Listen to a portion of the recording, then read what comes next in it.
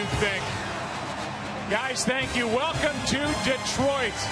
It is a cold, overcast day for Game 3 of this American League Championship Series, and the fans here in Detroit are ready.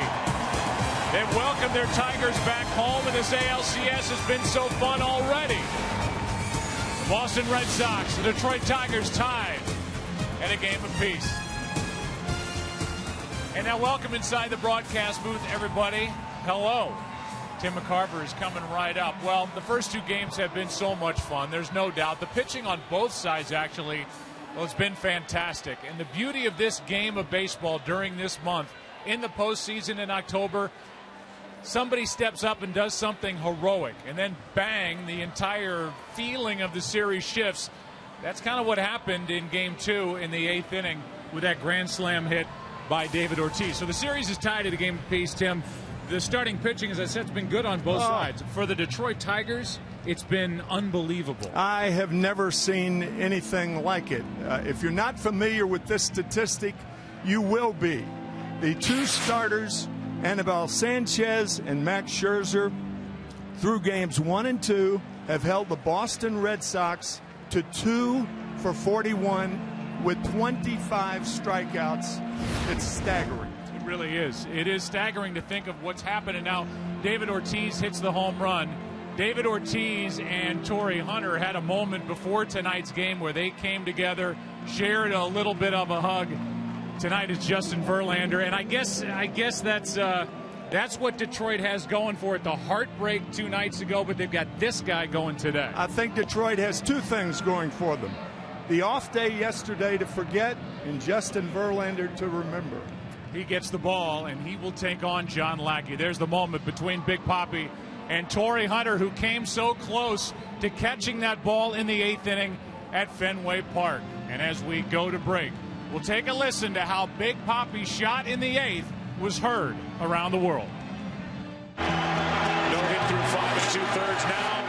They've got Ortiz. Bases loaded. 2 outs. Empata o confronto. Hard hit into right. Runner on the run. Se continua. Hunter, olha que eu Back at the wall. Desafio disso, Big Papi pro campo direito.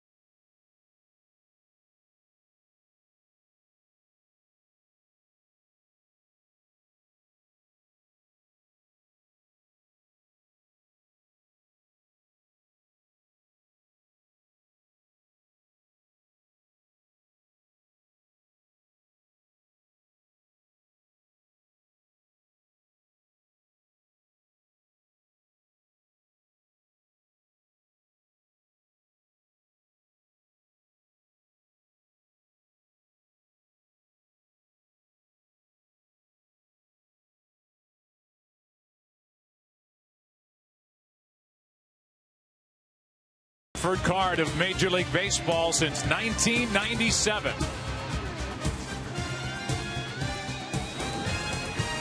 In game one, it was Anibal Sanchez who was so dominant through 6 innings, did not allow a hit. Max Scherzer didn't for the first 5 2/3 innings.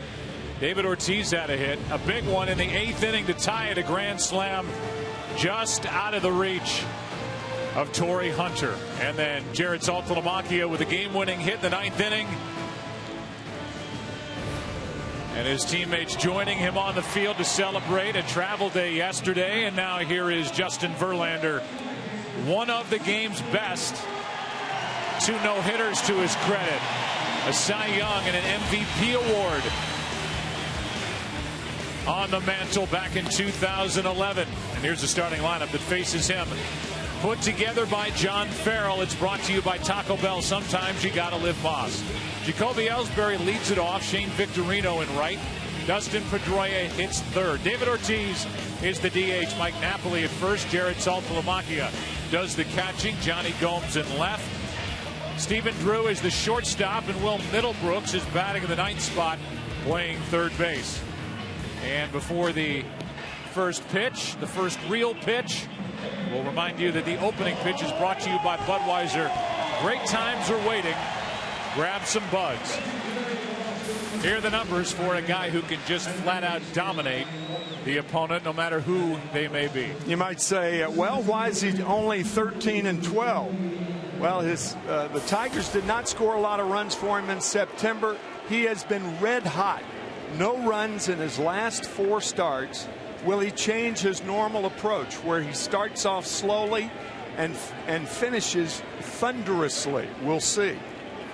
First up is Jacoby Ellsbury. The top 2 guys in this Red Sox lineup have not done their typical work setting up the middle of this Red Sox order. Ellsbury and Victorino a combined 1 for 13, and that's a big deal when you keep that speed and those threats off the bases. Verlander brings it and finds strike 1.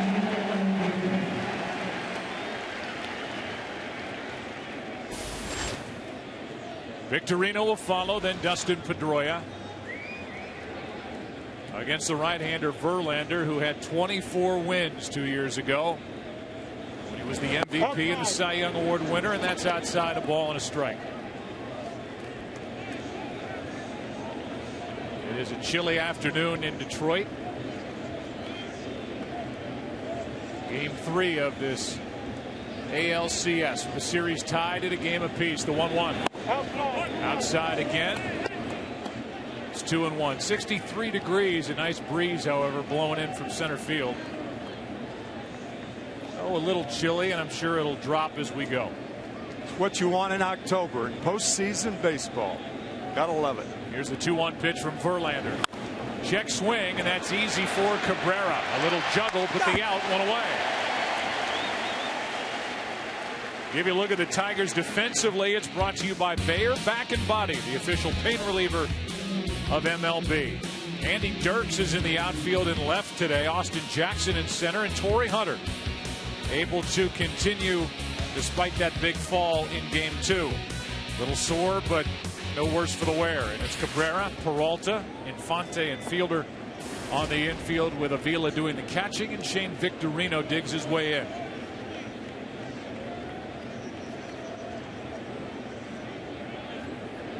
The first from Verlander is down and in, ball 1. Verlander has worked 28 straight scoreless over his last 4 starts, making his 15th career postseason start here this afternoon. He's 7-4 lifetime in October. Took something off and a count, a ball and a strike. Yeah, that's what he'll do in the early innings. That's what John Farrell said. He was wondering whether Verlander, because it's postseason, would pitch like it's the late innings starting out. Not so. He's got his routine and he's sticking to it. Here's a little soft liner caught by Infante, 2 out. And with the bases empty, Pedroia will be the hitter. The home plate umpire is Ron Kolpa. He's joined by Alfonso Marquez, Dale Scott, Dan Iasonia on the bases, Rob Drake down the right field line. Joe West is the crew chief down the left field line. There's a moment of silence before today's game here in Detroit to remember the life and honor Wally Bell, who passed away at the age of 48. Longtime Major League umpire.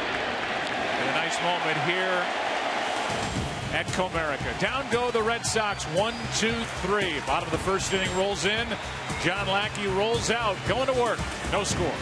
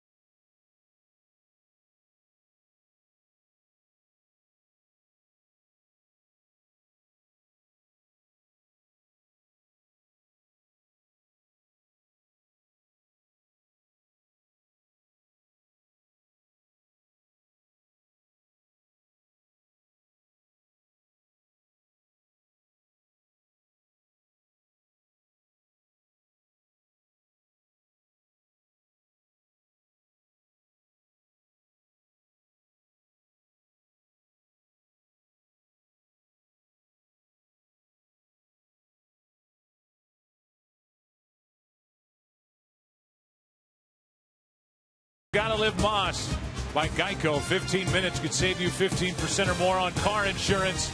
And by DirecTV. If you call yourself a sports fan, you gotta get DirecTV. Now the starting lineup for the Tigers, brought to you by Taco Bell. Sometimes you gotta live Moss. Austin Jackson in there in center, leading off. Torrey Hunter batting second and right. Miguel Cabrera hits third. Prince Fielder, Victor Martinez the DH. Johnny Peralta at short to start the day. Alex Avila does the catching. Omar Infante and Andy Dirks gets the start, batting ninth. He's in left field. And here's the right-hander John Lackey, who missed all of last year, recovering from Tommy John surgery. Where does the time go, Joe? 11 years ago, we did Game 7 of the World Series. Anaheim Angels against the San Francisco Giants. And John Lackey, a rookie, was on the mound. He's an experienced, gritty postseason performer. Deceptive record because of little run support. Here's a fly ball into right center field. Going to get it, Victorino. Had to adjust. One pitch, one out. Well, according to manager John Farrell, the Boston Red Sox's Torrey Hunter will walk to the plate. John Lackey, in his first year back from Tommy John surgery, isn't as powerful as he was earlier in the year. He talked about some of the numbers. Before the All-Star break, Lackey had an ERA under 3. After the All-Star break, he's had an ERA at about 4.5. Here's a line drive into center. I guess the scouting report is to go up there hacking. 1 on, 1 out. 2 pitches, a fly ball to right and a base hit to center. And Torrey Hunter's 2 for 11 in this series. The Boston defense brought to you by Bayer Back and Body, the official pain reliever of MLB. Gomes is in left, not Nava. Ellsbury in center, Victorino in right. Middlebrooks, Drew, Pedroia, Napoli on the infield. Salta Lamacchia behind the plate. And these Tigers have rolled right into that batter's box, ready to hack. Well, Torrey Hunter's very smart. Normally, if the leadoff hitter hits the first pitch, your number 2 hitter will take the first pitch. Torrey Hunter turning the tables and swinging and getting the first hit of the game. So here's Cabrera, and he swings at the first pitch. Whether this is what they want to do specifically against Lackey, or they just want to be aggressive coming off what was a crushing defeat in game 2, it's obvious that these guys said we're going to go up there and swing. Yeah, particularly against a guy who throws a lot of strikes. Cabrera's homered in this series. He homered in game 2. A little tougher task to get it out of the ballpark here today. It's chilly, wind is blowing in this ballpark, even though they've made it a little more friendly to hitters. It still takes quite a poke to get it out, especially straightaway center is 420. There's only one guy in the American League that can squeegee this ballpark up, and that's the guy at the plate right now. Yeah, he can make any park look small. Yeah. 1 on, 1 out, 1-1 pitch. Lackey got it by him at 93. John Lackey is making his 14th career postseason start. He's 4-4. 1-0 this year. He won game 2 of the division series 7-4 over Tampa Bay when he pitched into the 6th. 2 strikes, it doesn't matter with Cabrera. I think the best 2-strike hitter I've ever seen. In the air to center. Back is Ellsbury. Tagging is Torrey Hunter. Ellsbury got into good position to throw, and Hunter stays put 2 out. That's what Torrey Hunter's reading, watching the outfielder, and Ellsbury didn't take anything for granted. And he fired a 1-hop strike into second. Here's Prince Fielder. One thing the Tigers can do is run against John Lackey. He gave up 36 stolen bases this year, the most in baseball. However, on the other hand, the Tigers only stole 35 bases, so they don't run a lot, but Torrey Hunter's one of the guys who can run a little bit. Breaking ball caught the outside corner, according to Ron Kolpa.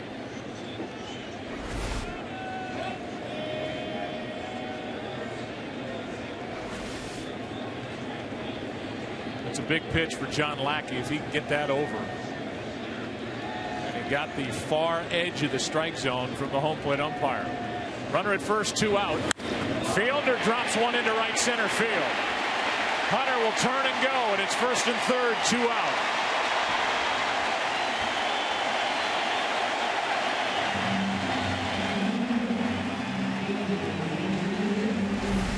Fastball away. Fielder lifts it into right center. And Hunter to third. You talk about a guy who's a clutch hitter. That's the guy coming up right now. Talking about it on the pregame show, Matty and Harold and the guys.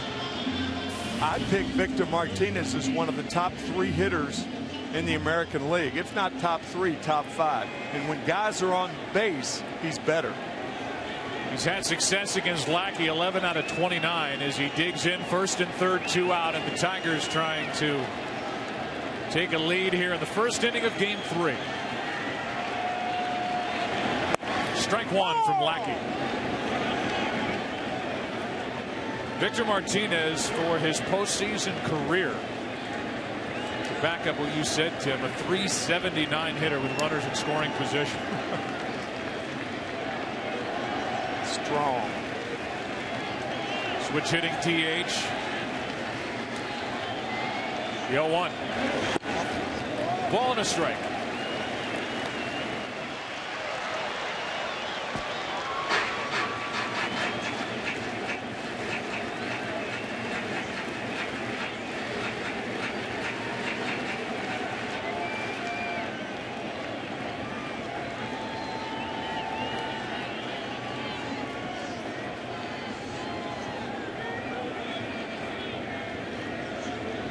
Here comes a 1-1 from Lackey.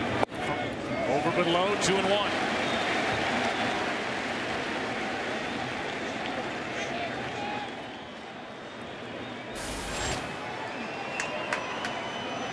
On deck is Peralta, but the battle now for Lackey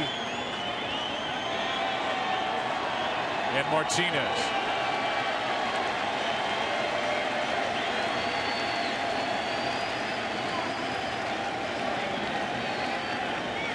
Wants the breaking ball.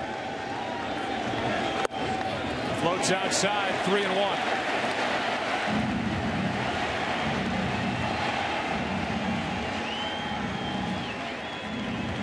Victor Martinez is so good from this side of the plate.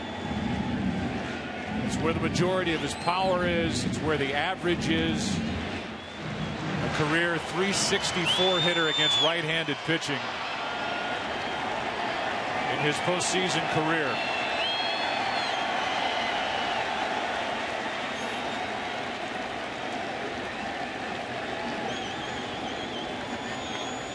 Here's a 3-1. Got the strike on a tantalizing curveball that rolled in there a full count. That is a good pitch. In a count that's against him. Breaking ball and a good one. Now you can follow it up with either the curveball or the sinker away. The fielder running at first. 34-year-old right-hander John Lackey trying to get around 2 hits in the first. That is foul.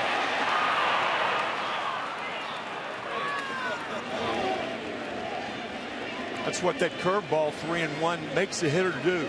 It makes him wait too long. That's why he hit the ball to left field. Curveball and now the fastball. Martinez realizes he's got to wait longer. He's late on the pitch and fouls it off.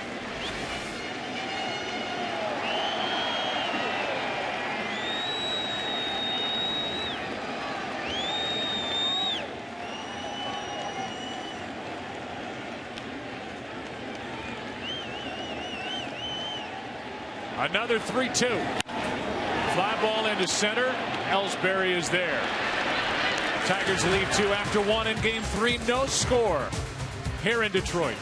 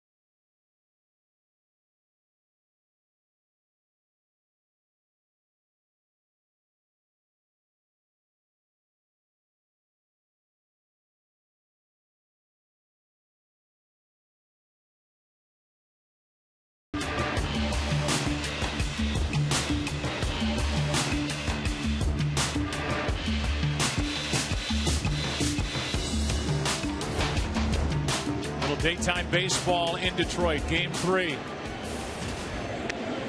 They booed David Ortiz when he was announced, and he digs now into the batter's box, and that's music to his ears. Shifted on the infield. Cabrera, the only guy on the left side. They obviously play David Ortiz to pull in the outfield. Ortiz is the one guy who somehow has figured out Verlander. He's 10 out of 27 against the Detroit right-hander. With 2 home runs.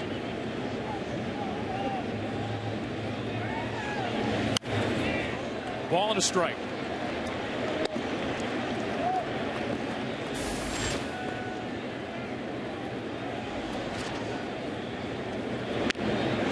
Starting pitching for Detroit, as we talked about in the open, going back to last year in the LCS when they made quick and easy work of the Yankees. Dominant is not a strong enough word. Here's a 1-1 pitch. That's foul and out of play. If you go back to last year now, the starting pitching over the last 6 games is 4-0 with an ERA of 0.67. And the opponents, teams good enough to get to the LCS, are hitting 116 against the starters for Jeff Jones. Pitching coach for Jim Leyland. Red Sox went in order in the first. Verlander has Ortiz set up. And he did not go on a check swing. The pitch down and in, 2-2. You may remember in Game 1, Anibal Sanchez struck out Ortiz on 2 check swings, his first time up and his third time up. And David almost goes after that breaking ball out of the strike zone. The 2-2. Another one out of play. Here are the numbers the last 2 seasons during the LCS. 50 strikeouts compared to 17 walks. Just dominant.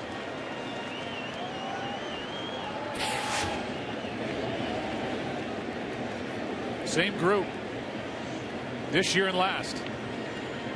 Here's a 2-2. Just up and away, a full count.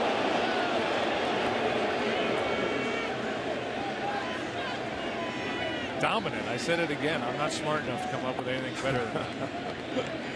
2 Titans going at each other right here, Ortiz and Verlander.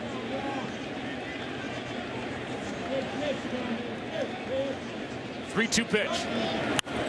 Another foul. Good at bat. That's interesting, that pitch up and away for Verlander. He knows that most left-handers can't handle that pitch, and that includes David Ortiz.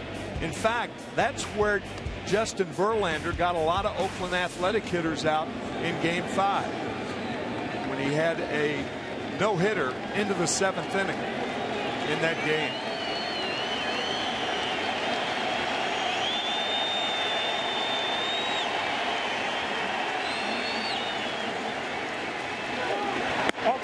Just outside. Verlander frozen after not getting the call from the home plate umpire, and it's a leadoff walk. Here's that word again. Second pitcher in baseball history with 10 or more strikeouts and no runs in back-to-back starts. You can put him on the list with Bob Gibson in 64 and 67 in the series. Chris Carpenter of the Cardinals in 2011, the Division Series and World Series. This isn't winner-take-all games. Matt Cain last year in the Division Series in the NLCS, and now Verlander doing it in the Division Series the last 2 times in Oakland. And the A's, as we said, they've seen enough of Verlander. He has shut them down and kicked them out of the postseason the last 2 years. Here's Napoli. 1 on, nobody out. That gets away, but not far enough for Ortiz to advance. Joe, we had a meeting with Mike Napoli before the game, and you had a great question. How are you going to approach Verlander? Napoli said, I think I'm going to take the fastballs inside and look for the breaking ball away. got the breaking ball away on the first pitch. Verlander pitches very differently again in the first half of the game than he does the second half. He saves the gas for late. His fastest fastball in the first inning, 94 miles an hour. Good breaking ball for strike 2. Jelly legs on this one. Watch the left leg of Napoli buckling. Right leg too.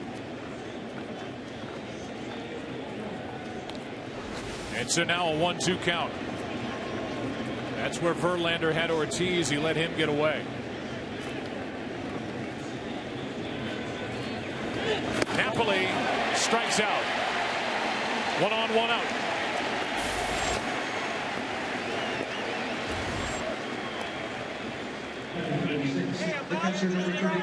And the batter will be Saltalamacchia.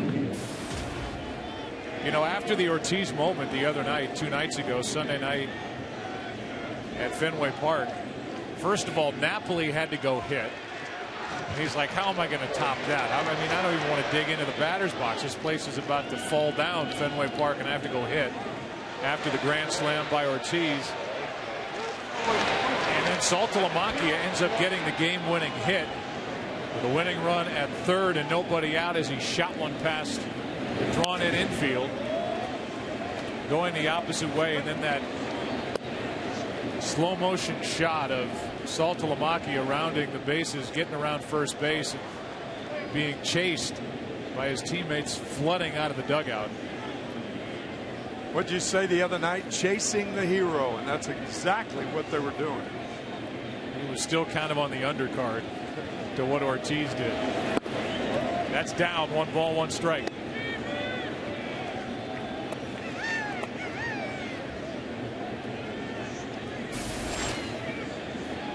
A leadoff walk to Ortiz. Napoli struck out.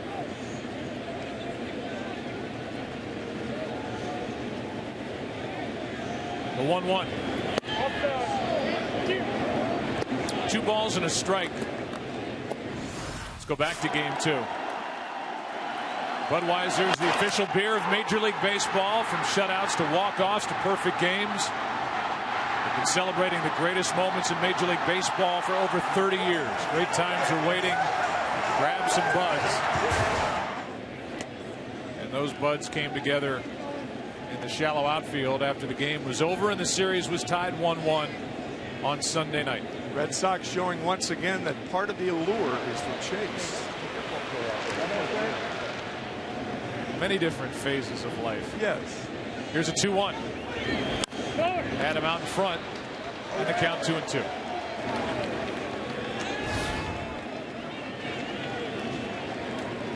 That's the one I like. Just the beauty of that video. Isn't that something? Gotta love it. No. Being reminded to touch first base.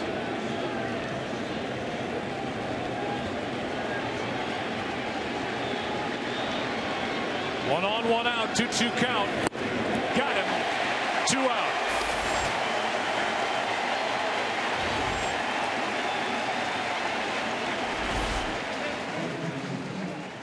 Fastest pitch he's thrown so far. That's that pitch up and away again to left-handers.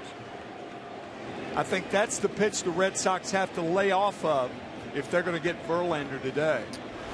Jake Peavy, who gets the ball in game 4 tomorrow night against Doug Fister, was talking before the game, and he said Verlander is the envy of every starting pitcher in baseball, because we might be able to get into a tight spot and crank it up 1 mile per hour or 2 miles per hour with a fastball. Here's Gomes. He takes a strike. Verlander, as you said earlier, even late in the game can crank it up. He can go from 91 to 96 to 98. Yeah.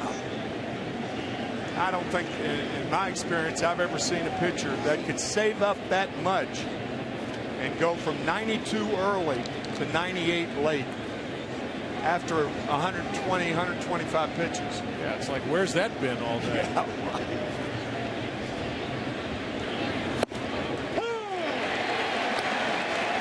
Oh, 0-2 on Gomes, who was Kind of a surprise starter here in game 3 with Daniel Nava starting this game on the bench. Daniel Nava ended up this year 8th in the American League in hitting. 8th. And here's a right-handed hitter against Verlander and Johnny Gomes. Maybe it was because he scored the winning run the other night after getting the hit before Saltalamacchia. John Farrell, his manager, said you can throw the matchups out. Yeah. Gomes just has some of the intangibles we want in our lineup today against Verlander. And that's got to be the case when you're replacing a guy 8th in the league in hitting.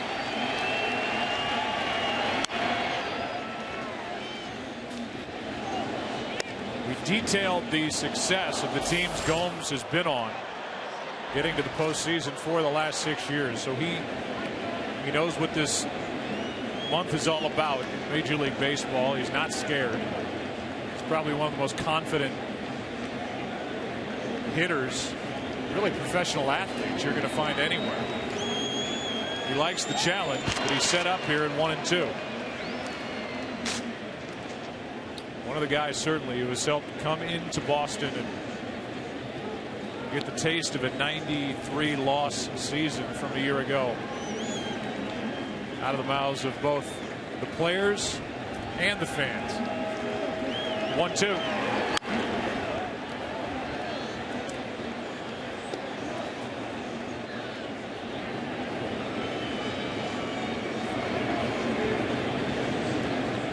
Ain't nobody.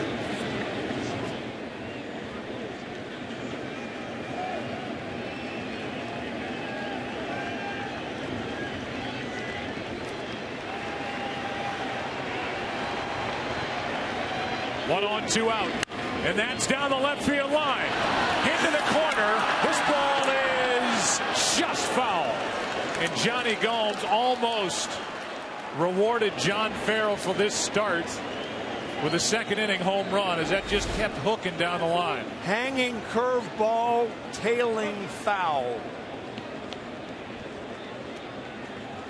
Not every pitch is a mistake. Not every pitch, not every mistake is hit out of the ballpark. But that clearly a high curveball, and Gomes looked like he thought he had it.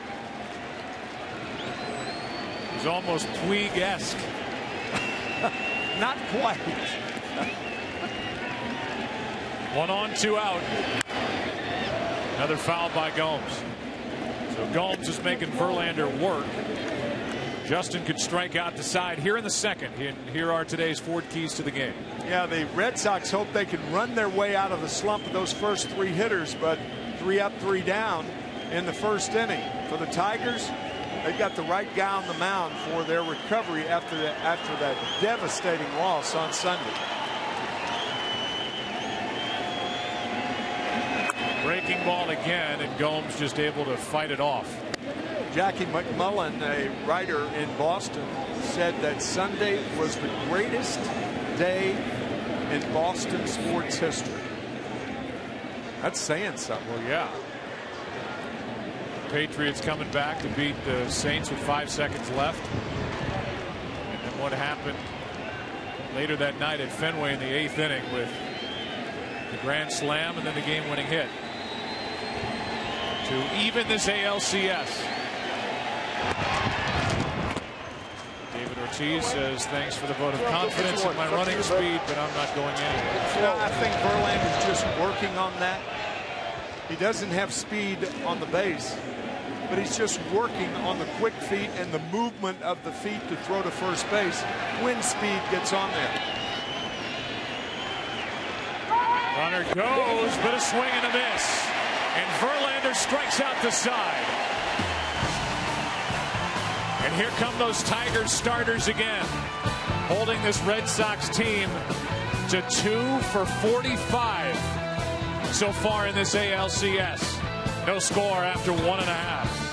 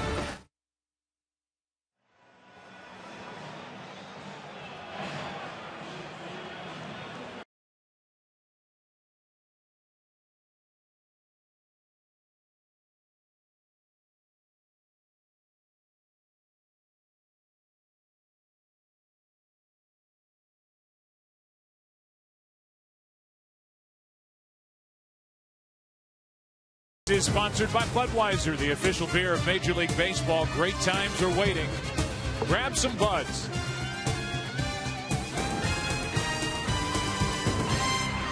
Strong defense matters most in October. Catch the top defensive plays and enter for a chance to win an all-new 2014 Chevy Silverado at ChevyBaseball.com.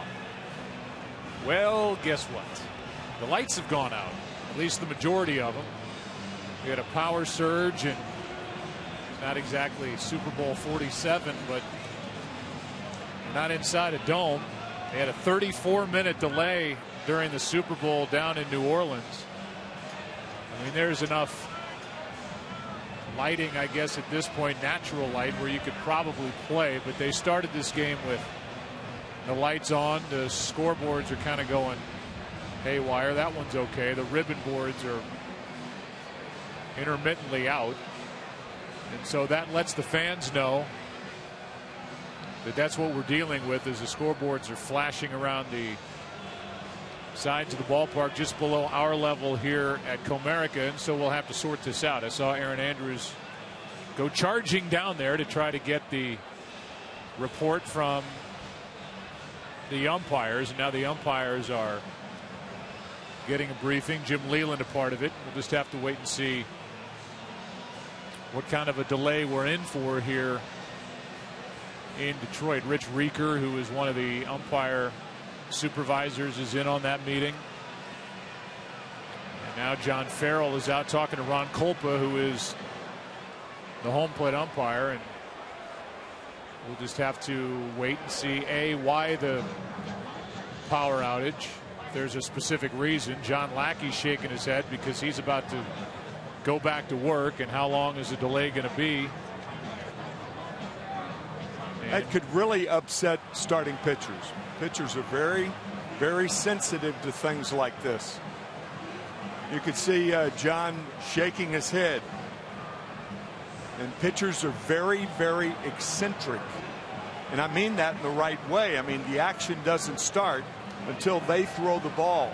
And something like this, if it were 20, 25 minutes, would not set well with John Lackey or Justin Verlander. Well, there are no creatures of habit in professional sports like a starting pitcher in Major League Baseball. You're exactly right.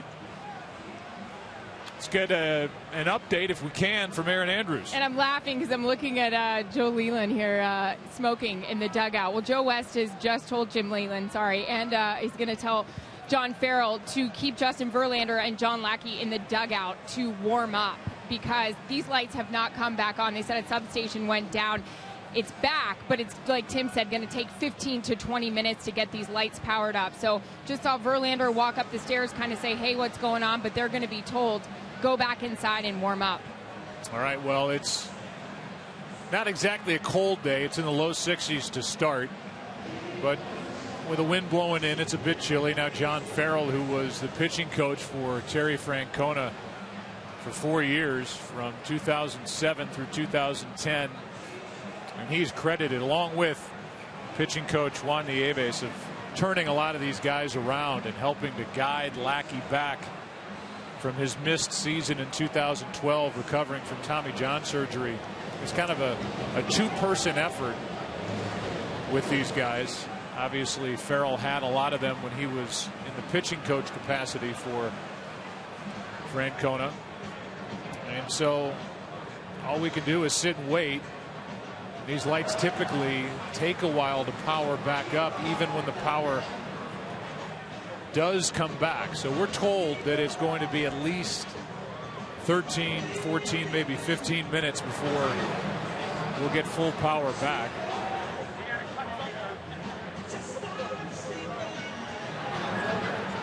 So while we wait, we'll take a commercial break. We're waiting for the bottom of the second. John Lackey can't wait to get back out there with Peralta, Avila, and Infante coming up. No score. Waiting for the lights here in Detroit. Take a break and come back after this.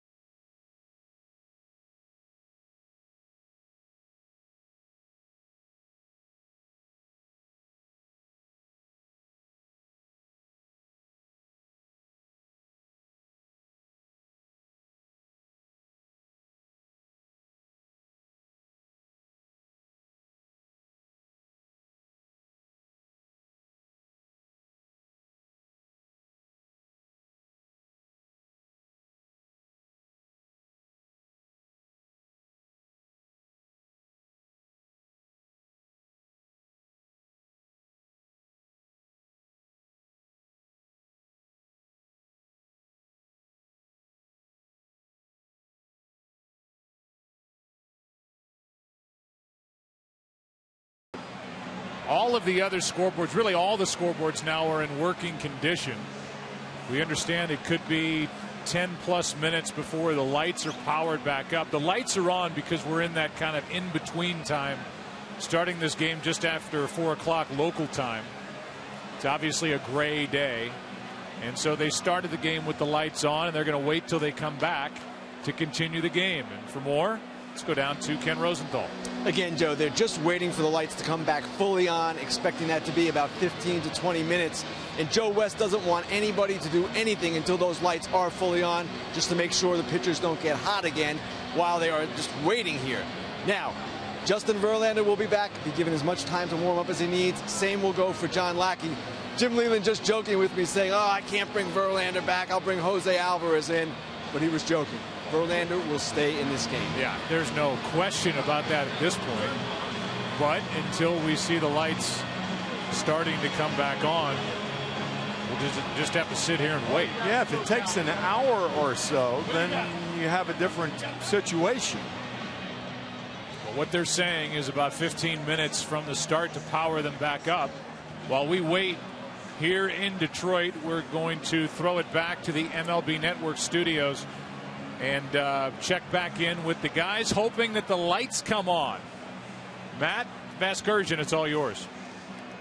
All right, Joe, thanks. And we've been here watching in wonder along with you guys as to the strange goings-on in Detroit with A.J. Pierzynski, Sean Casey, Harold Reynolds, Matt Vasgersian. The question everybody asks when this thing happens, whether it's in a Super Bowl or in a postseason game in Major League Baseball, does it benefit one side more than another? Well, I think right now you look at how Verlander's throwing the ball. He's on point. And Lackey was getting lit up a little bit early. So, hey, does it benefit somebody? Yeah, I think it benefits if it continues on. Right now we're still in that zone where they both can come back on basically a normal routine as if an inning had just ended. If you're sitting 35, 45 minutes, now we're talking about a totally different situation. Well, they're talking about 10, 15 minutes, hopefully get the lights back on. But you're right, H. That first inning, I mean, there were some hard-hit balls against Lackey, and Verlander had it going on, was throwing some good stuff up there, A.J. Well, the biggest thing for me is they can go back out there. There's gigantic cages in Detroit.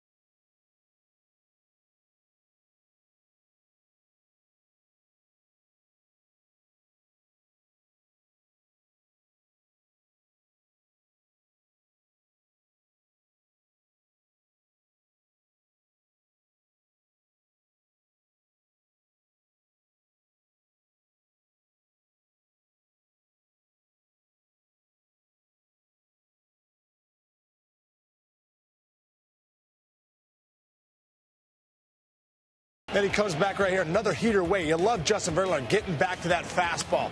Another heater right here. I think that's why he's been so effective as of late. But there it is right there, a little hanging, her curveball, a little slider. And, man, Gomes just missed going deep. But Verlander comes back and says, you know what, that's not going to happen again. This is going to happen. Throws another slider there in the outside part. But right here, there it is right there. Slider, 86, with that good downward action. Yeah, Poppy had that base stolen. Yeah, well, yeah, he did. Yeah. I tell you what, though, as a right-handed hitter, and you see him all of a sudden take off, it distracts you a little bit in that situation. But I think one of the reasons Verlander struggled so much early in the year was he was trying to figure out that new slider and all the different pitches. He seems to figure it out now, and he's got it rolling. That's why he's so dangerous. Well, he also, right early now. in the year, we faced him in May, and we hit him pretty well. And then we faced him in July, and we didn't hit him at all. But in May, his velocity was way down. He was trying to reach back, and there was no 95, 96, 97. He was reaching back. It was 91, 92. You look now, I mean, it must be nice To be able to go out there and say, man, I'm 88, 89 early in the game. All right, you got a hit, you got a guy on base. All right, guess what, guys? Here comes 100 after you. And you just reach back anytime he wants to do it. You happen to be the foremost authority on Justin Verlander. There's only 2 guys that have faced Justin Verlander as often as you have. One of 3 guys to have faced Verlander as many as 75 plate appearances. And I'd like to ask you about that success. As the lights are coming back on, by the way, as soon as they resume play, of course, we'll get you back out to Joe and Tim, Aaron and Ken, and John Lackey will go back to work on the mound. Do you feel that when you face Verlander, the fact that he starts 92, 91, and then gets it up to closer to 100? You better get him early, because if you don't get him early, he just continues to climb. He's the one guy I've ever faced that literally gets better and stronger as the game goes on. Better and better and better. But the thing about Verlander, his off-speed stuff is so good that you can sit on it, but in the back of your mind, there's always that little thing, 98. All right, guys, we're getting closer and closer to the resumption of play in Detroit. Time for us to take a quick timeout. Baseball still to come. Back to Detroit in just a bit.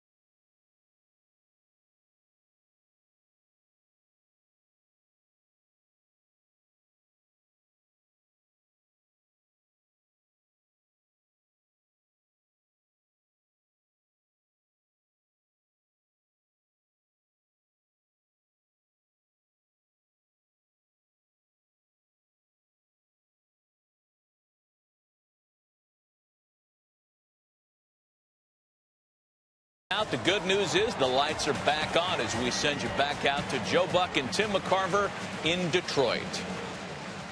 All right, guys, thanks. Thanks, Matt, for filling time. A little bit more than a 15-minute delay. And let's go down to Aaron Andrews.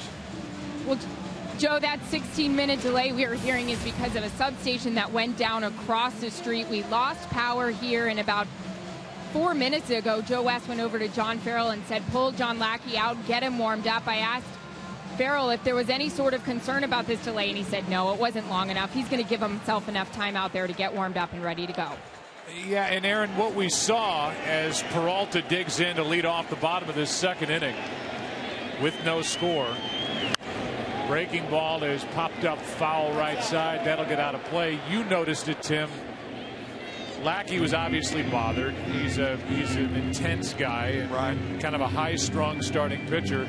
So he was pacing in the dugout, obviously frustrated. Then he was about ready to go a minute and a half ago, and Shane Victorino wasn't in right field. So he had to wait a little bit longer, and that got under his skin. So we'll see how he comes back after the delay. And obviously,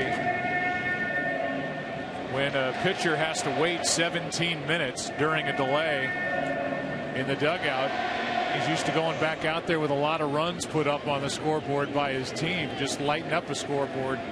It's a 0-0 game because the power went out. There's Victorino. He's there. We're out number 1. I think you're dealing with a different John Lackey, too. I think 10 years ago, this would have upset him to no end and perhaps affected his performance. I think he's matured to the point where that's not going to happen anymore. Here's Avila. Digging his way in, 3 out of 7. He homered in game 2. And one little side note that I liked, it's not a big deal, but during that delay, the players left, but the umpires never left the field. Yeah. And I think it gave you kind of the sense that we were just around the corner from restarting. And if we know the story, that's one thing. But I think it's important for the fans here at Comerica to know that the umpires are still out on the field. They're not back in their dressing room, kicking back, sitting down, that it wasn't going to be that long of a delay. And in the end, a 17-minute delay before the start of the bottom of the second. First pitch, a strike. The next from Lackey is strike 2. Avila hit .227 during the regular season.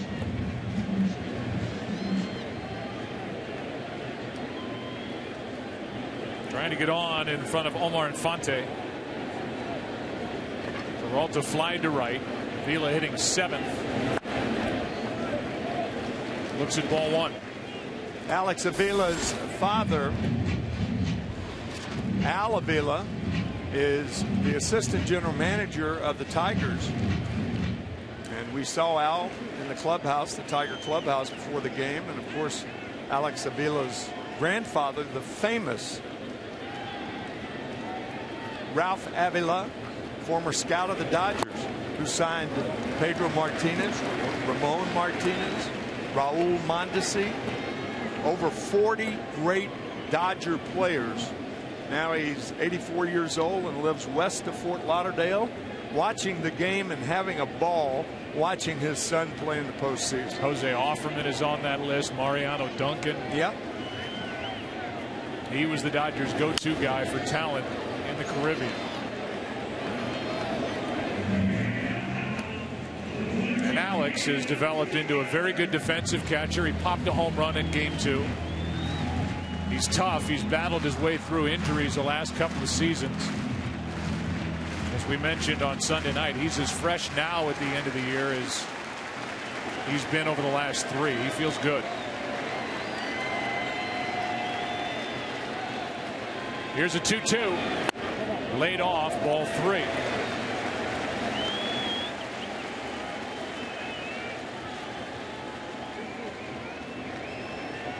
Was 0-2, now it's 3-2.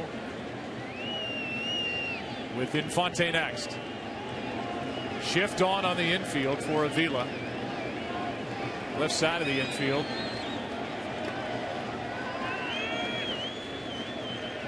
Pretty wide open as he strikes out, and that's strikeout number 1 for John Lackey. So we know Lackey's side of it. How about the Detroit starter Justin Verlander? Let's go down to Ken Rosenthal. Well, Joe West told us before that each starting pitcher would have as much time as he needs to warm up. I don't expect Verlander is going to take it. He just came into the dugout a few minutes ago, got his glove, and is down underneath, presumably throwing right now. Yeah, we heard A.J. Pierzynski during the break, during the 17-minute delay, talk about the cages here with full mounds in the cages. So these newer stadiums, this is the 14th year they've played at Comerica here in Detroit. You know, it's different than a ballpark like at Fenway that was built in 1912. They've got more room. They build underground facilities for these players to use, and Verlander able to do really anything he wanted during the break to try and keep his body loose.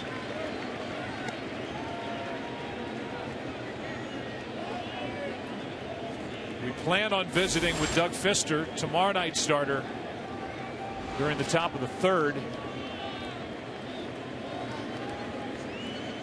Might get a little more of an insight into what the Tigers were doing during that quick break. 2-1. Not to act like it was that long of a delay, 17 minutes. Just a wrinkle. 2 out, nobody on. Here's a 2-1. 2-2.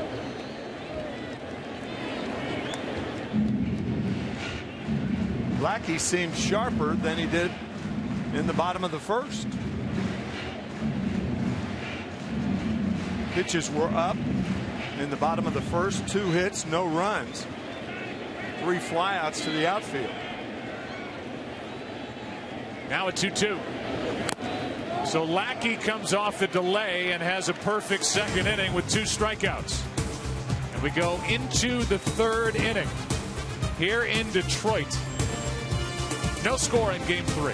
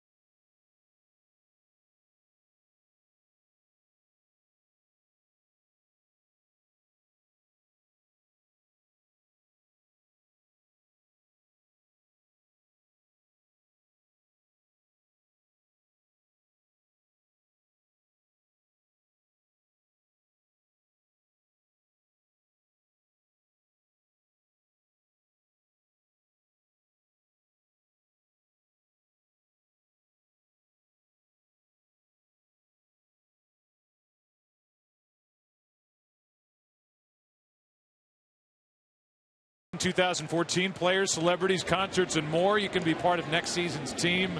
Go to MLBFanCave.com and apply now. We go into the third inning of Game 3. There is no score. Red Sox have had only one base runner. A leadoff walk to Ortiz last inning. And 3 consecutive strikeouts, and there was no power in the batter's box or in the substation. Lights went out, 17-minute delay, and now we're in the third inning. Stephen Drew first up, took a strike, and now the next from Verlander fouled back. Doug Fister gets the ball tomorrow night against Jake Peavy in Game 4. There's Doug wearing a headset. What'd you do during the break? I was up there getting a little coffee and just trying to keep everybody loose, trying to make sure that everybody had what they need to stay warm and get back out here in a timely fashion. What specifically did Verlander do? Did you check in on him?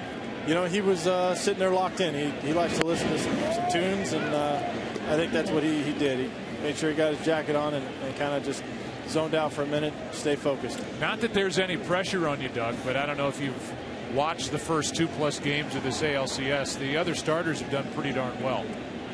Yes, to say the least.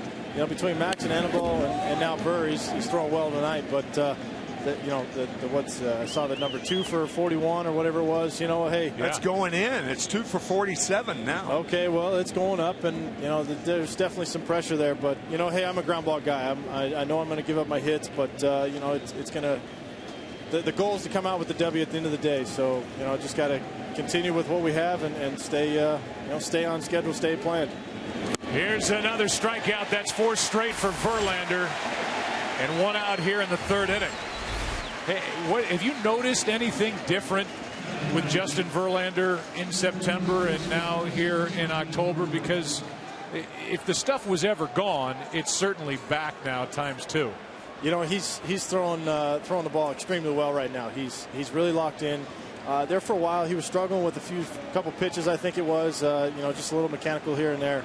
But he's really back. He's turned it up right now, and he's really dialed in. He's throwing quality strikes at all times, and really has done his homework for coming into a game. Here's Middlebrooks, takes a strike. Doug, Jim Leland was telling us that it's very important for Justin Verlander to have a stiff left leg on delivery. Would you explain, and it appears he does tonight, first time through the lineup. Would you explain to our audience what a stiff front leg does for a pitcher? Being able to have that stiff front leg enables you to get out front, really reach out and finish out in front. For a non-baseball person, that means you're really finishing. Everything that you do as a pitcher really depends on that last few inches of release point and the late movement, the sharpness of your breaking ball, whatever it is. Those kind of things really come forward right at that last few 6 inches of release point. So for him to get that stiff left leg out there, he really throws through the ball and really can finish. He has something to actually work off of. Jake Peavy was saying that Verlander is the envy of every starting pitcher because he seems to have something in reserve where he can crank it up to the upper 90s when he needs it. He definitely has that next level, next gear, whatever you want to call it. But he, whether it's the 6th inning or the 9th inning, he can crank it up 94 to 98, 99 whenever he needs to, and he does it when he needs to, and that's something that not too many pitchers have, and he's really got that talent. He's really learned how to utilize it to the best of his ability. Do you know how many strikeouts in a row that is right there? That's 5. That's 5. And now Jacoby Ellsbury. I was going to throw you a lifeline there. Jacoby Ellsbury digs his way in. Good luck tomorrow night. We understand you're an amateur photographer and you got some good shots from the press box at Fenway the other day. I definitely surprised some press and people up front. Probably am not allowed to be up there, but you know what? I took advantage of it. We get the opportunity to go places that most people don't. I want to take photos of it. I'm still definitely a rookie in that category, but I want to remember some of these days. Well, that's all right. John Lowe is going to eat in the Players Lounge after the game just because of that. Oh, I'm sure. One of the good guys in the game. Hey, good luck tomorrow night. Have some fun. Thank you very much, guys. All right, Doug Fister. as the count's gone to 1-1 on Jacoby Ellsbury. Pfister, who was a Seattle Mariner, 7th round pick in 06, came up in 09, was struggling, but it wasn't because of his stuff. He was traded to Detroit in 2011, went 8-1 the rest of the season that year with the Tigers, 2-1 that postseason. And you may not be aware of just how talented he is and how good his pitching stuff is. Well, you got that right. Meanwhile, another talented guy, Jacoby Ellsbury, has not gotten the ball out of the infield so far in this LCS. Rounded out to third, his first time he's set up here at 1-2.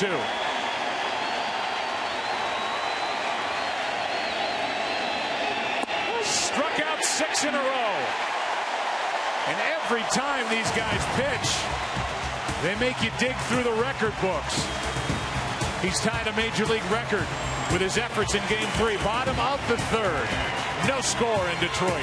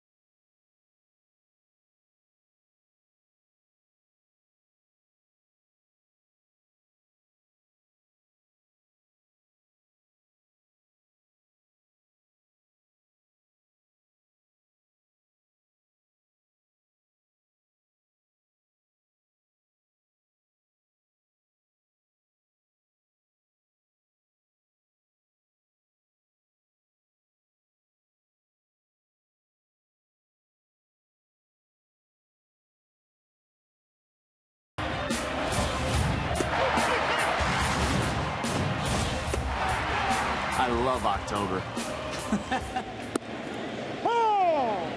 And why not? He has not allowed a run this October. He has not allowed a run in his past 31 innings overall. And he has now struck out 6 in a row, which ties a postseason record. 7 others have done it. We'll deal with Victorino to start the 4th. No score, bottom of the 3rd inning, in the count 0-2 on Andy Dirks.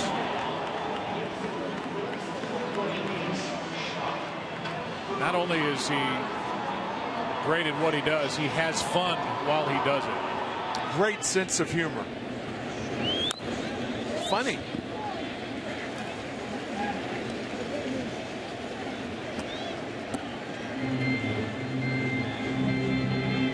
Dirk's getting his first start of this LCS. He's 0 for 3 so far this postseason.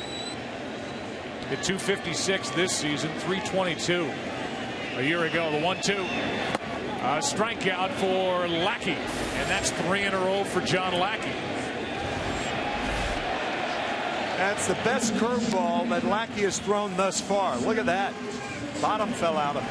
The great pitching is not only happening in the ALCS, it's happening on the other side in the NLCS. It is remarkable. 3 shutouts, just being the 6th game. And over the first 5 games, a combined ERA of 1.81 across the 2 league championship series. Here's a strike to Austin Jackson. And a reminder, for coverage of this game in Spanish, please tune into Fox Deportes. There you go. This is coming into today. There are the numbers. Not much hitting, tight games. That makes for thrilling October baseball. Coming into this afternoon, game 4 of the NLCS on TBS is tonight. Here's a foul out of play right side. And the count 1-2. And you think about the NLCS, Joe. You had Greinke going in game 1. You figured the edge is for the Dodgers against the Cardinals. They lose. You have Clayton Kershaw going in game 2. Edge to the Dodgers. They lose again. And last night with Wainwright going for the Cardinals, edge to Cardinals, and they lose to the Dodgers. So Verlander no lock today by any means. Here's another strikeout, and that's 4 straight for John Lackey. We mentioned it, game 4 tonight of the NLCS between the Cardinals and Dodgers.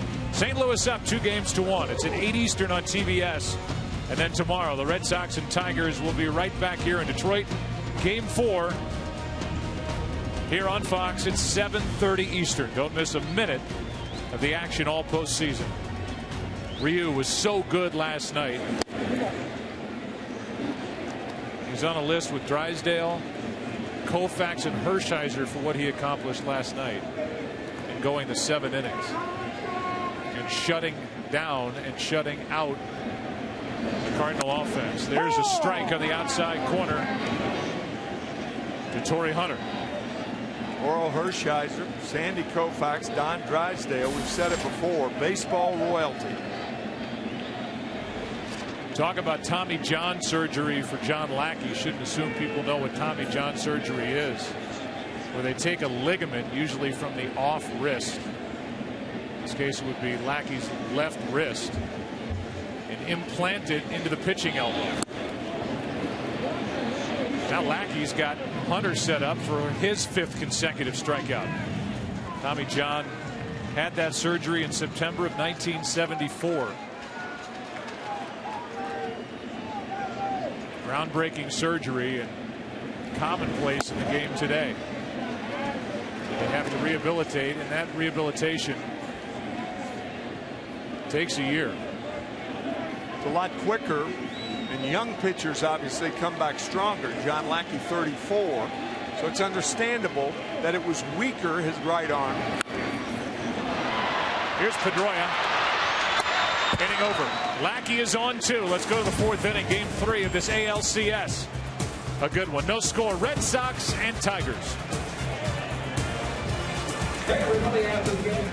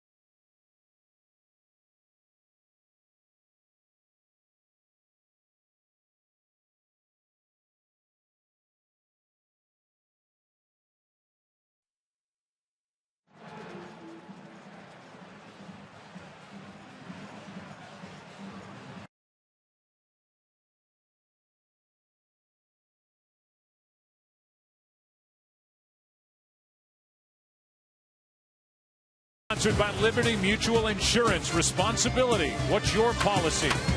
By the Samsung Galaxy Note 3 and Galaxy Gear. Fourth inning, good pitching, good game. Back to work, Justin Verlander. He has retired 6 in a row and struck out 6 in a row. Victorino hit a soft liner to second his first time up.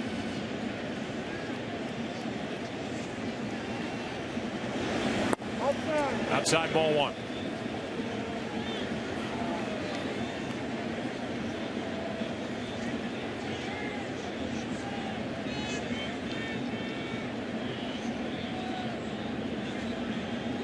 Here's a 1-0. Strike 1. Time for the T-Mobile player profile. We look at Verlander and what he's done this postseason over his 3 starts now. Brought to you by T-Mobile. Nationwide data is going global with coverage in over 100 countries at no extra charge. Here's a 1-1. Jammed him. The string of strikeouts is over, but not outs. 7 straight and 1 out here in the 4th.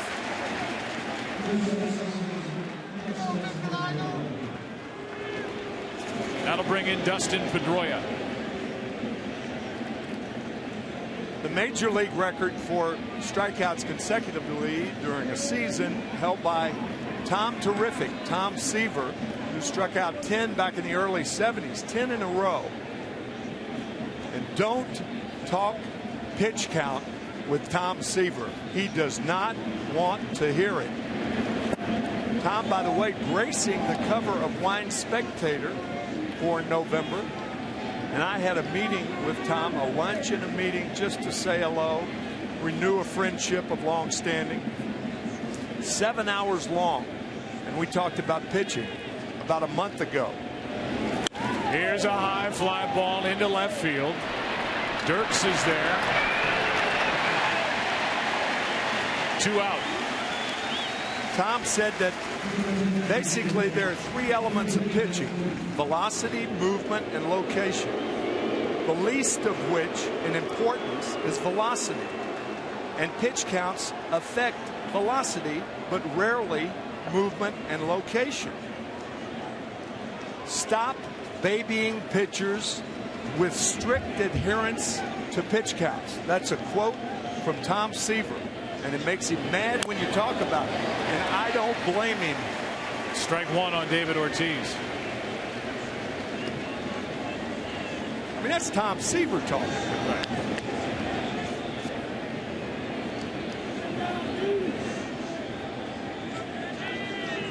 Tom's listening to our game tonight and laughing right now. You talked about more than pitching for 7 hours. You're not going to sell me on that. Here's a fly ball into left center. Back is Dirks at the wall. Out to end the inning. Andy Dirks almost flush up against the fence on a cold day in Detroit. Hauls it in. Ortiz is retired. 9 straight for Verlander. No score into the bottom of the 4th.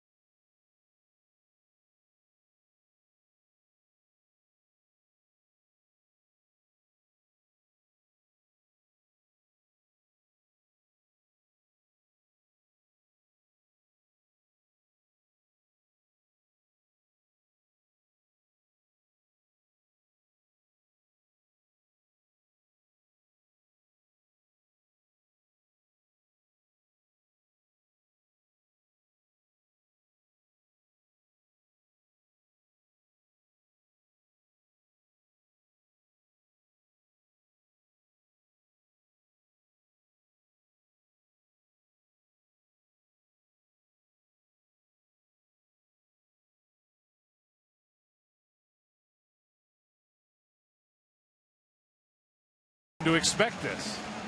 A lot of zeros up on the scoreboard as we go to the bottom of the fourth inning. Pitching has been good again here this afternoon and into the early evening. Swing as Cabrera tried to check it. It's 0-1 as they appealed to Alfonso Marquez.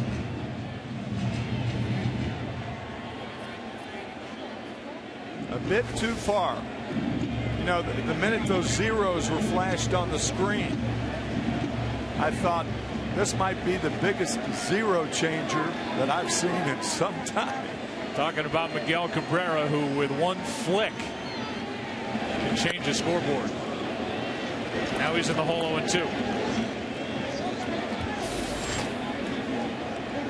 We had a chance to visit with Jake Peavy, who gets the ball for the Red Sox tomorrow night. They'll take on Doug Fister. So we spoke with Fister earlier, and being fair and balanced, we will hear from the other side here in the fourth. 1-2 the count on Cabrera. 2 first-inning hits against Lackey, and that's it. He's been good. And a strikeout starts the inning. That's the 5th for Lackey. Here is Jake Peavy, and the first question was about what he's doing in preparation for his start tomorrow night. Yeah, I hadn't been down on the bench much. Been up in the video room watching some video and getting some treatment, and obviously watching a game on television. But the day before start, you know, you're getting in that mindset, getting that final game plan tuned in. Jake, I hope you don't think this is a weird question, but John Farrell told us that Clay Buchholz, because he picked the guitar, it made his fingers stronger. Did it make yours stronger? You know, I don't know if it made them stronger. I certainly think that there might be a correlation between the feel that you have with all your different fingers. I think John's kind of referring to the feel that Clay has. Clay's got an amazing feel of what he can do with the baseball. And he was kind of making that relation, asking me if I felt that playing guitar helped me with the feel with all my different pitches. You've been at this a long time, Jake. You've been with the Padres. You've been with the White Sox. Now you're with the Boston Red Sox in an ALCS. Can anything compare to what you're going through right now? No, this is something I've never experienced, and had to wait 12 years for it to happen. I've been to the playoffs a few times, but never anything this intense, and I couldn't ask for a better group of guys, and I'm thankful for Ben Cherington and the rest of the front office for making the move and allowing me to be a part. Well, get your rest tonight. Go get them tomorrow. I appreciate it, guys. All right, Jake. Thanks, Jake. Acquired July the 3rd, and he takes on Doug Fister, who's picked up a couple of seasons ago from Seattle. 2 good right-handers hooking up tomorrow night in Game 4. Fielder chops it foul, and while we glow about Verlander, he brings with him just incredible stuff. I think you have to be really impressed with the pitching of John Lackey so far here in Game 3. No question about it. And again, he's retired 7 in a row since the power outage. He's had these hitters off balance. He's putting pitches in the spots he wants. He gets Fielder on the ground out, and it's 2 out, nobody on here in the 4th. Lackey's not going to light up a radar gun like he maybe once did. But he knows how to pitch.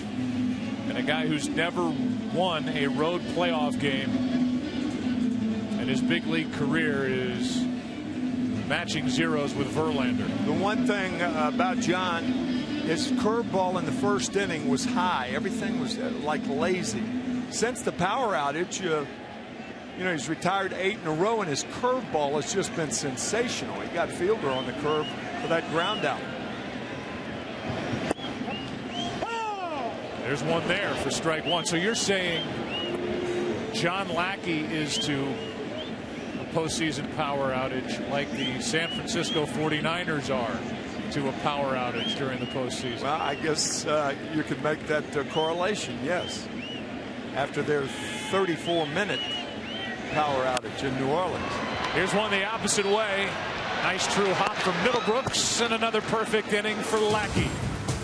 Good work, Lackey. Verlander Red Sox, Tigers, no score after 4. Back after this from your local Fox station.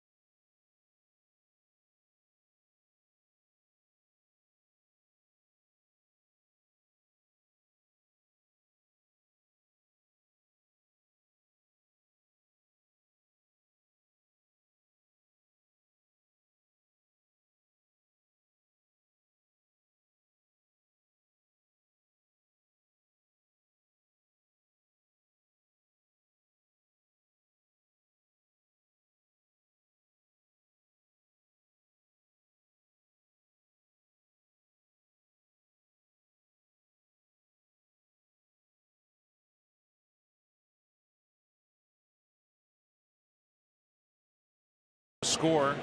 Verlander now has thrown 19 straight scoreless innings this postseason, and 32 straight overall dating back to the regular season.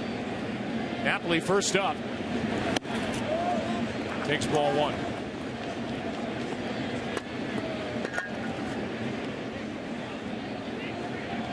That to go along with 27 strikeouts. Napoli started the string of 6 straight strikeouts for Verlander when he struck out in the second.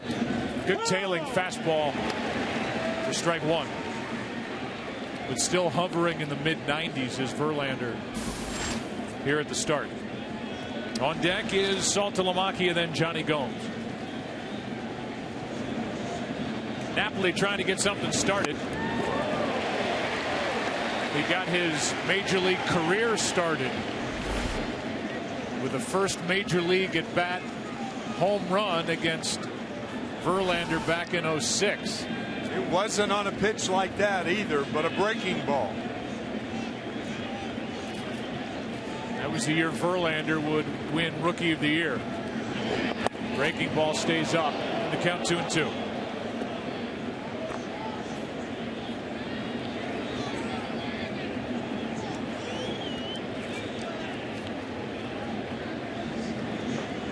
Beard for Napoli has been growing since spring training. And he is a strikeout victim for the second time in game 3.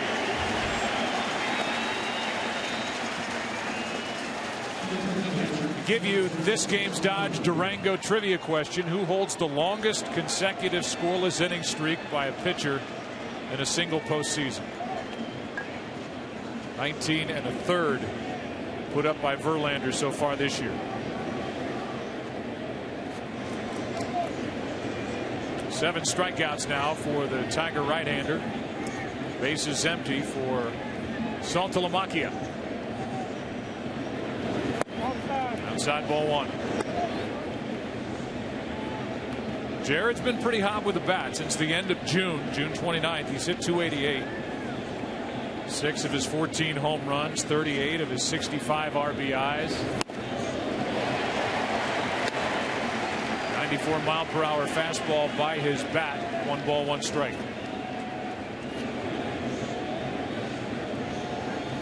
There's that high fastball again to left-handed batters. Verlander has featured that in the early to mid innings here in the postseason against Oakland, and tonight again. There it is again. Catch me if you can.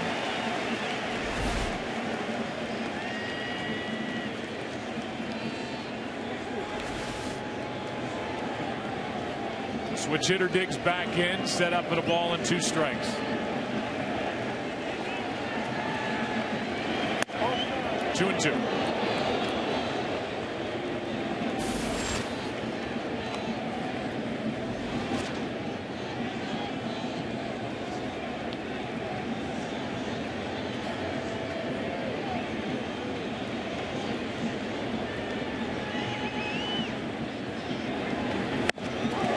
Back-to-back strikeouts start the 5th.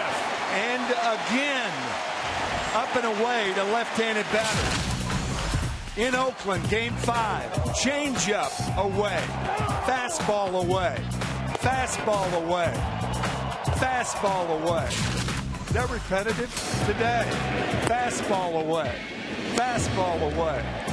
And the last strikeout and his 8th of the game, fastball away. 8 strikeouts on the day for Verlander.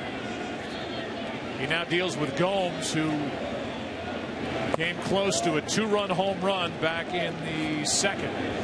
We have talked about that, Joe, during the season, about how, in my opinion, the fastball up and away is the toughest pitch for a left-hander to hit of all the areas and quadrants, right-hander and left-hander. Good curveball, strike 1, a 1 ball, 1 strike count with 2 out, nobody on. So if that's the case, you might think, well, why doesn't a right-handed pitcher throw it in that area more often?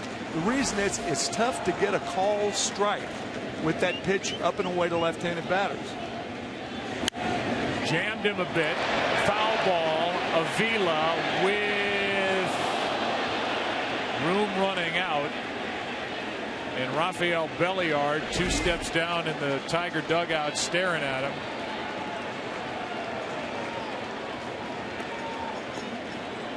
Pulled up.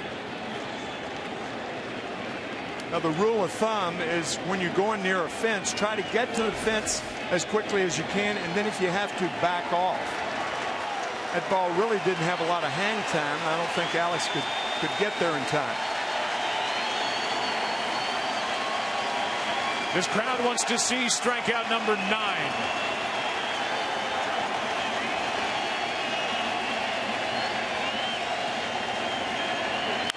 Instead, it's Peralta to his left, and an infield base hit possibly for Gomes. I would think that's the way they'd go. Oh, yeah. Fielder couldn't dig it out. Peralta may have had a shot. The throw bounced in. And Gomes is safe as Fielder couldn't dig it. Savoring a hit. Guys will do anything. Bruise heels, stretch hamstrings.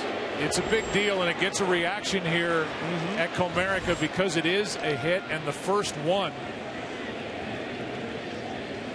for the Red Sox in this game against Verlander. Yeah, if you're being fair, though, that's a base hit. No doubt. Yeah. But we're not taking anything for granted. I'm with you, though. That it would have taken a perfect play. Yeah. And the Tigers couldn't get it from Peralta or Fielder.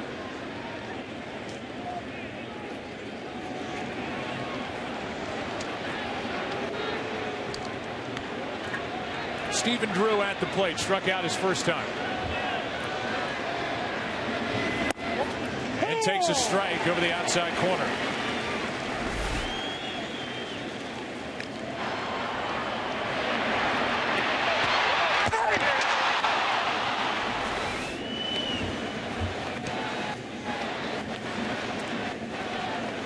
Jose Iglesias probably has a better shot on a ball like that. Good point.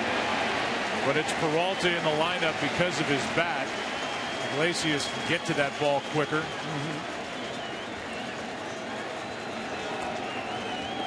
And Peralta would tell you that. Jim Leland will tell you that. It's a base hit, 2 out, and now an 0-2 count on Stephen Drew.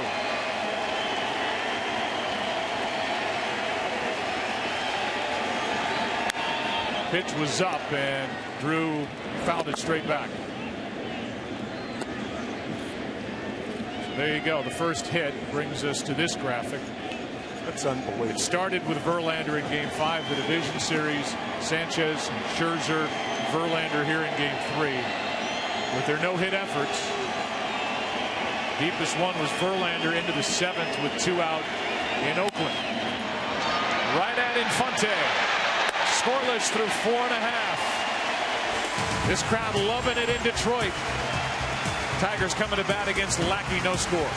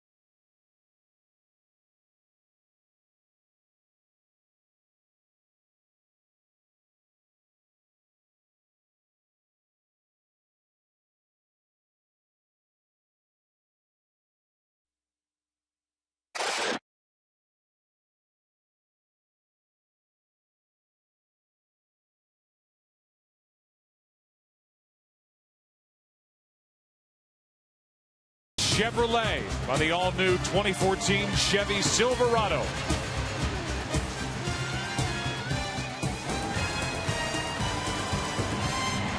Lackey's allowed only 2 hits. He struck out 5. And he's retired 10 straight.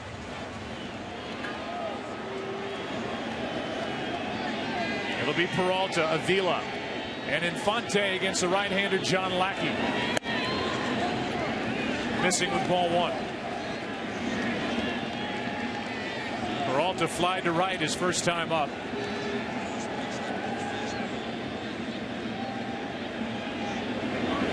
That's foul. No.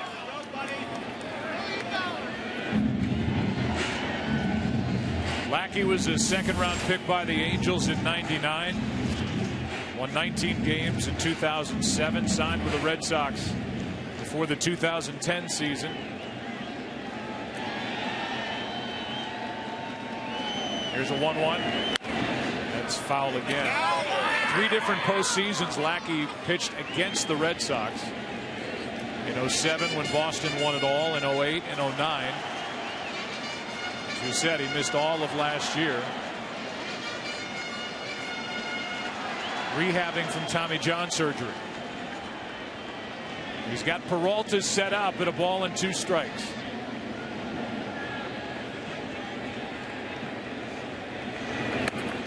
Two and 2.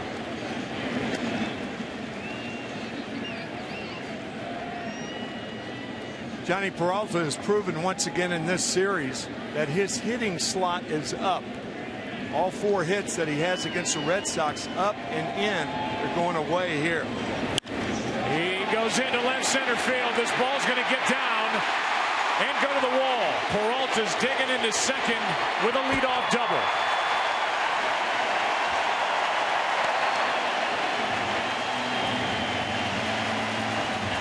It was a fastball away, but not far enough away. You can see Lackey upset with himself.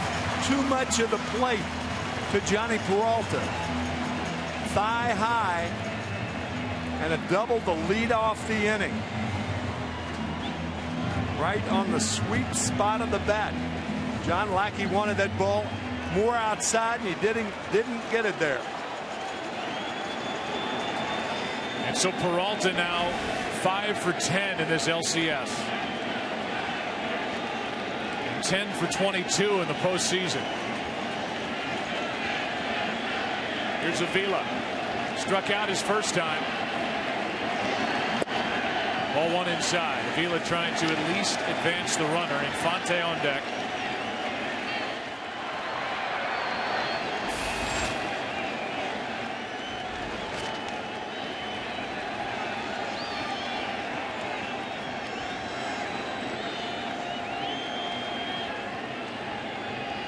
Alex 3 for 8 against the Red Sox in the LCS. Good pitch from Lackey, strike 1.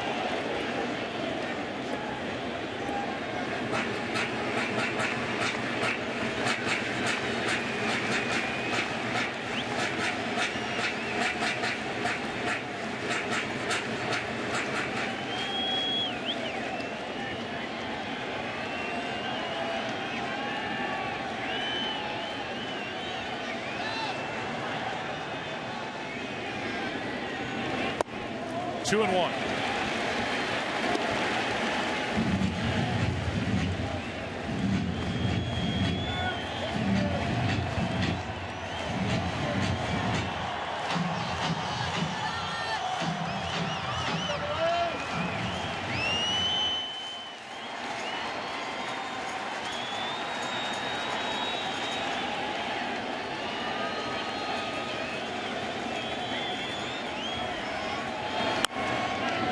Foul for strike 2. John Lackey has done an excellent job throwing that curveball behind in the count. Think about this sequence. Alex Avila, fastball missed inside, then the curveball for a strike, fastball missed outside, then the curveball in for a strike. Lackey has struck out 5. He'd love number 6 right here.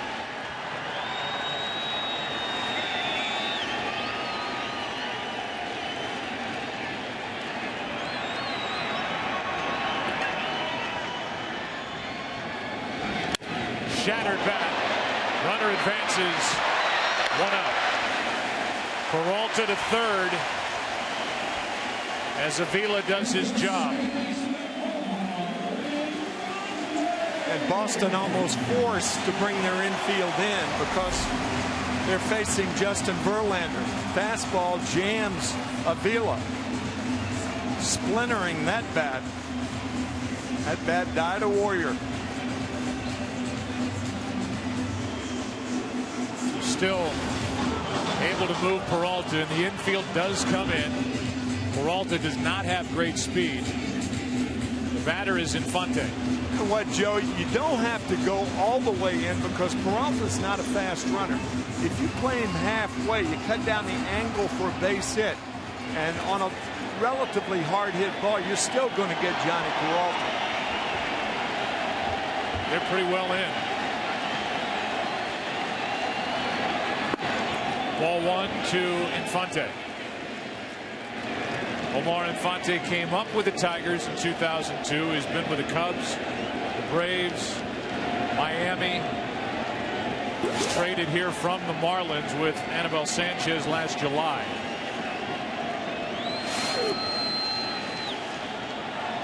Filled what was a need spot for the Tigers for quite a while, second base, ever since Polanco left.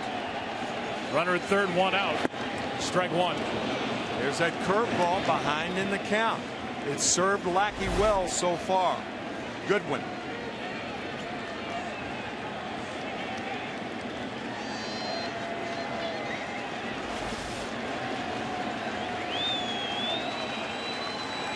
Double by Peralta. Avila moved him over. Infield is in. Here comes a 1-1. Just outside. It didn't tail back enough. Ball 2.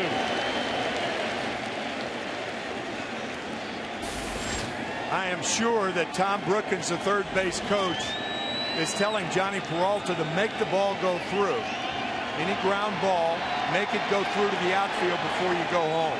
Peralta's simply not fast enough to go on contact. Good pitch, strike 2. Infante chased it.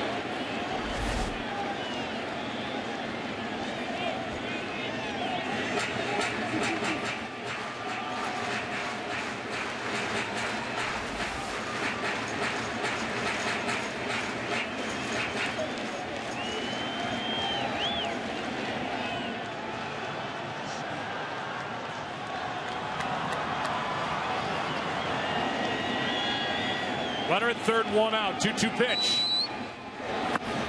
Lackey goes further away, and that's ball 3. Third base coach, however, will give the runner the option on a high chopper. Use your own judgment.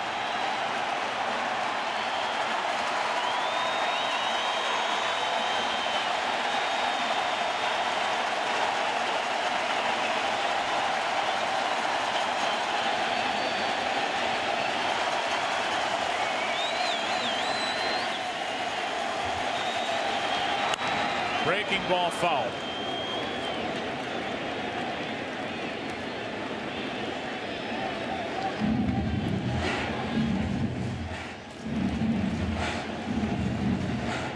Talk about pitching backward, and when Lackey, as you said, needs a good pitch, is behind on the counter. In this case, 3-2. It's been the curveball. Yes, sir. Infante just got a piece of that last one.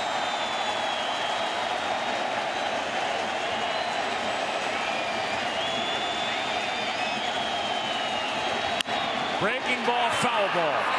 And that one hung up. Infante pulled the trigger too soon.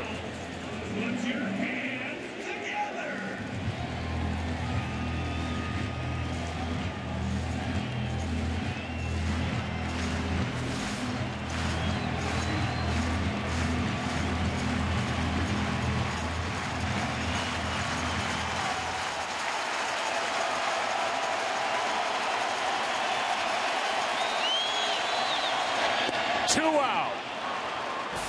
Another curveball from Lackey and strikeout number 6. That's his biggest pitch of the day to this point. You talk about a savvy job by John Lackey and Jared Saltalamacchia. The 1-0 pitch, curveball, and the fastball misses. 2 balls and a strike. So it's 2-2, outside, full count, fouled off. A bullet fouled off. Another breaking ball to Getty. Runner at third, 2 out. Dirks chops one to the right side. Napoli's got to get to the bag, and he does in time. Lackey's fired up, and he gets around the leadoff double by Peralta. Game number 3 goes into the 6th inning in Detroit, scoreless.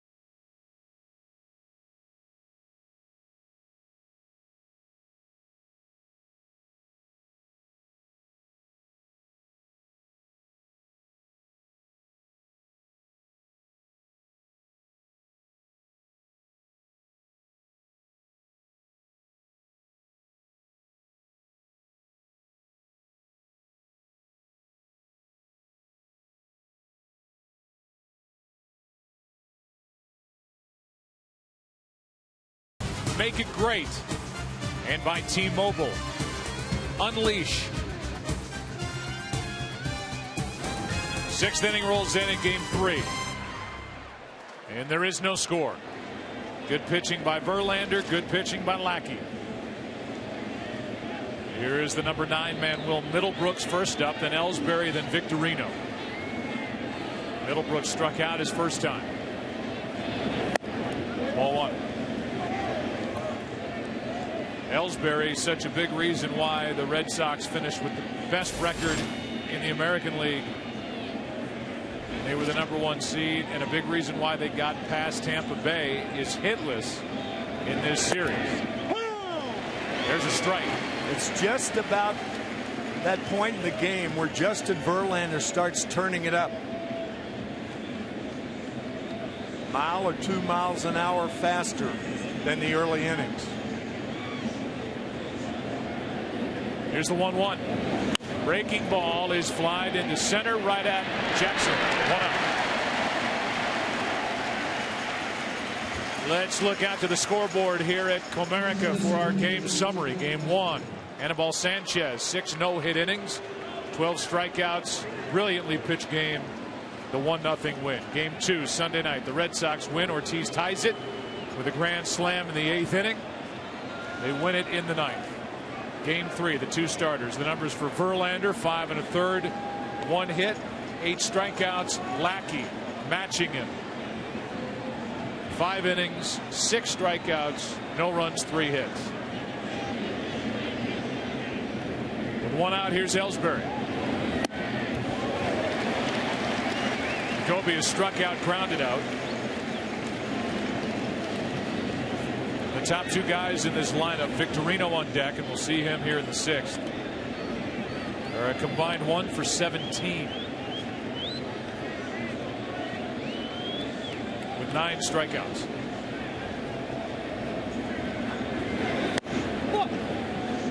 It's amazing that the same 2 teams, same game, being played, of course, this afternoon, but on Sunday, that raucous finish, the grand slam home run, the way it ended in the bottom of the 9th, and today, the pastoral quiet among the crowd. That's strike 2. It's as quiet today and tonight as it was raucous on Sunday. Good pitching will do that to a crowd. It certainly will. We've seen it from both right-handers here in Game 3.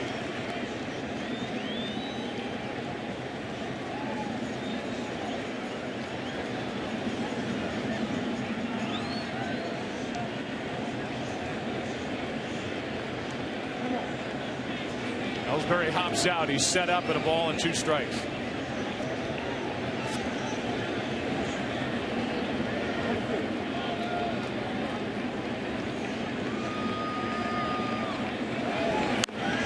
That's chopped foul. Well, there have not been a lot of balls hit loudly tonight. Look at that. There have been 57 outs recorded by Tigers pitching. 33 of the 57 outs have been strikeouts. About what? 65 to 70%. It's extraordinary.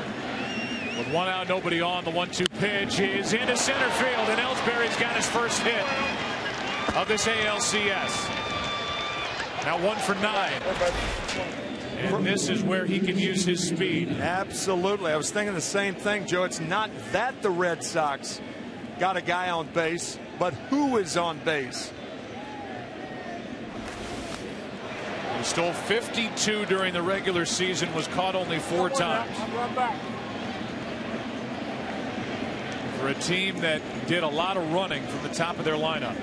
It includes Victorino, who now is in that spot. Former switch hitter, where he bats right-handed against Verlander, and he has to read what Ellsbury's doing as much as Verlander has to read what Ellsbury is doing during this at bat. And Victorino can do that better as a right-handed hitter than he could as a left-hander, because left-handers obviously can't see the guy on first base. Remember, Verlander has very quick feet. and a fast move for a big man to first. Curveball drops in, strike one.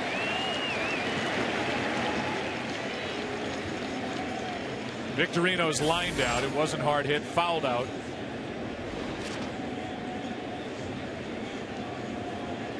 And this game going on as Brian Butterfield goes through the signs at third. Ellsbury reads him. Victorino reads him. Check on Jacoby Ellsbury.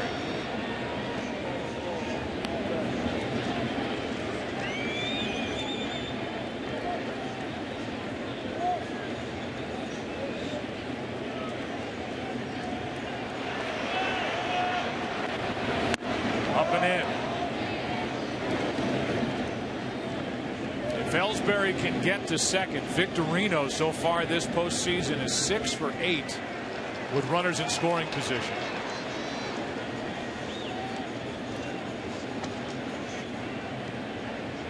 Catcher Alex Avila threw out only 12% of those trying to steal this year. You can almost understand it. You have power, right-handed arms.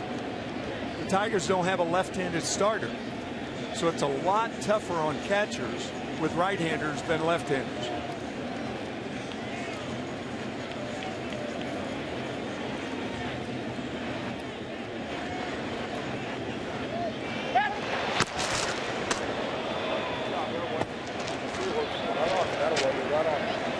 Two straight throws over by Justin Verlander. Previous one, Ellsbury hadn't even left the base yet. Jacoby has 4 stolen bases this postseason.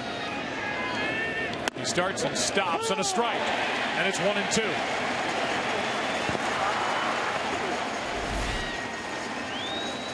Victorino thought that pitch was a little high. See, that's what a fake break at first base will do to a right-handed batter. He sees him break. Now he takes the pitch and he stops. I think Ellsbury's kind of second-guessing himself, saying, I should have maybe kept going then. And then Victorino, of course, could hit with 2 strikes. No more protecting the runner by Victorino.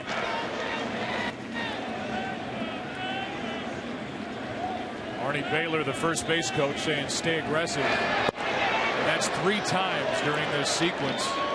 Verlander's thrown over and Ellsbury's standing on the bag.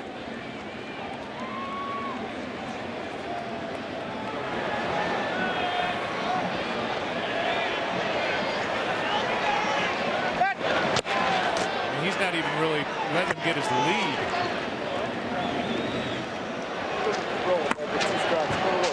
Mixing up, throwing over, trying to deliver it home quick enough for Avila to get off a good throw if Ellsbury runs. Victorino flies one into left. Dirks is back. 2 out. Ellsbury tags but goes back to the bag.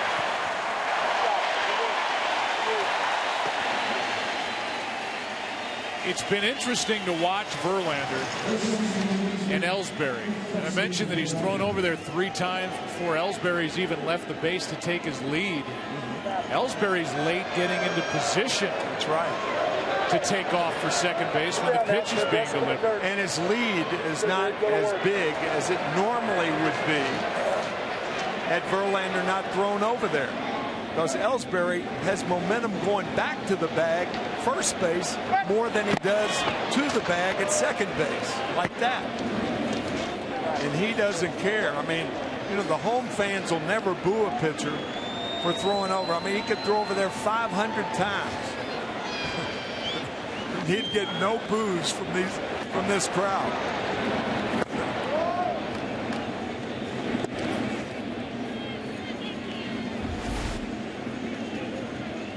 What's my time? In other words, how fast am I getting the ball to home plate? What a great shot. Asking Jeff Jones, the pitching coach. Monitoring his time, getting the ball home.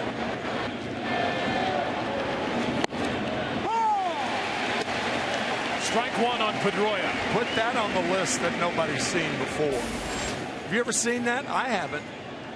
A pitcher being cognizant enough to ask the pitching coach about his time going to home plate. Talk about a man who is aware on that bump.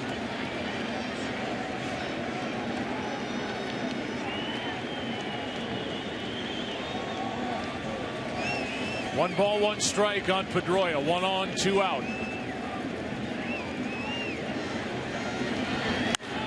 That's foul, and that's strike 2. Another thing Verlander did a moment ago on that fly ball hit by Victorino. He's yelling to let his infielders know at second base that Ellsbury was tagging on that fly ball to left center.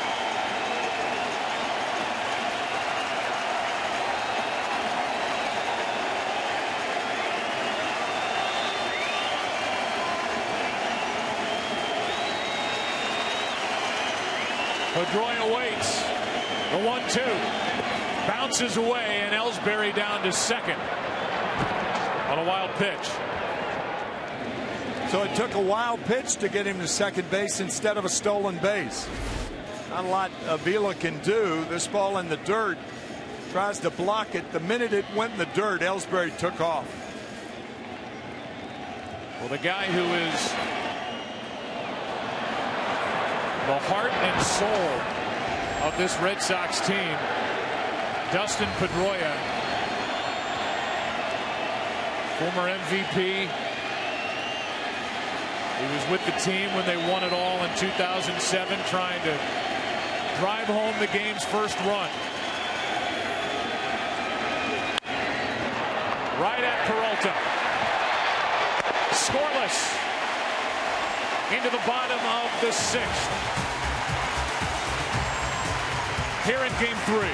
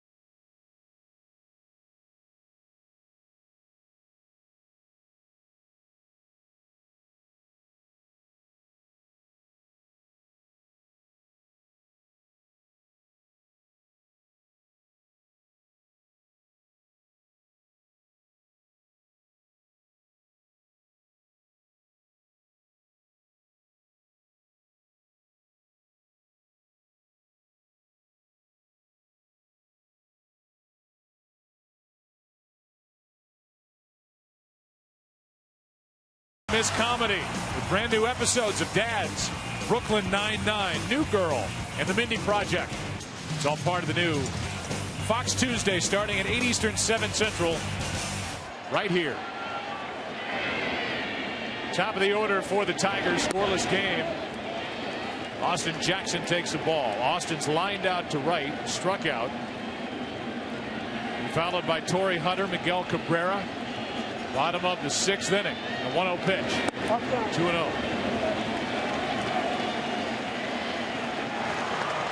Lackey has now walked the batter, struck out 6. He's allowed only 1 hit since the 1st inning. That was a leadoff double last inning. He got around it. Boy, he's been good. He's put pitches in spots right where he's wanted to. He really has.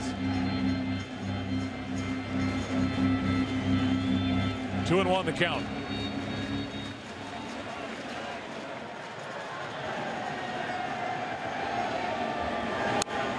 Now 2-2. He's pitching to the outfield right now, with Ellsbury moved over toward right field, and Shane Victorino toward the line in right. Those 2 fastballs away, hoping that Hunter would hit the ball into his defense. A lot of room in left center. Yep. A strikeout starts the inning. Number 7 for Lackey. And he came back from a 2-0 count to get Jackson. 3 straight strikes, 2 curveballs, and a cutter.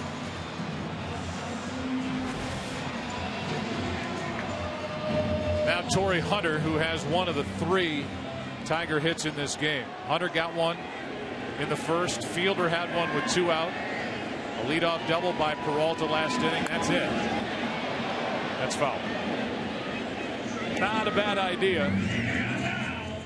The 38-year-old Torrey Hunter, who somehow was able to continue in that game, and then even after the off day of rest, answer the bell. 38 years old after that tumble he took over the wall at full speed at Fenway Park on Sunday night.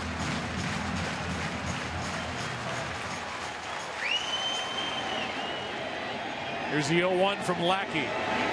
Fouled back. Let's go down to Aaron Andrews. Joe, Sunday night wasn't the first time Torrey Hunter has been injured trying to catch a Big Papi home run. He said in 2005 he went back in the right field to catch a home run that Big Papi hit. He said he planted his foot on the wall in right field, right in the corner. He ended up breaking his ankle because his body went the other way. He said he went to the X-ray room. Guess who came to see him? His best friend, Big Papi. Said the guy is trying to kill me out there. Here's the 0-2 pitch, down and away, ball 1. Well, in a sense, in McCobley, it must run in the family because Torrey's son, Torrey Hunter Jr., is going to Notre Dame as a football freshman and broke his leg this year and is out. Here is a 1-2 pitch.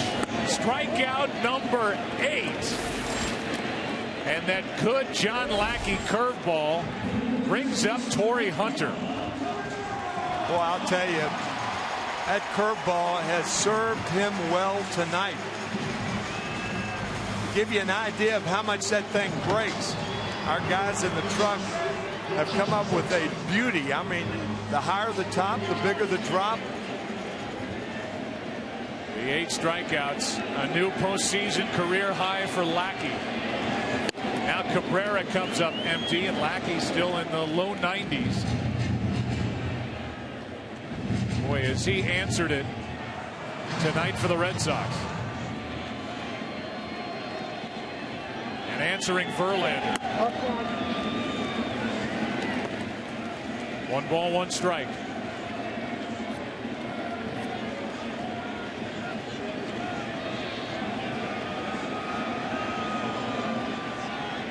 Bases empty for Cabrera, who homered Sunday night.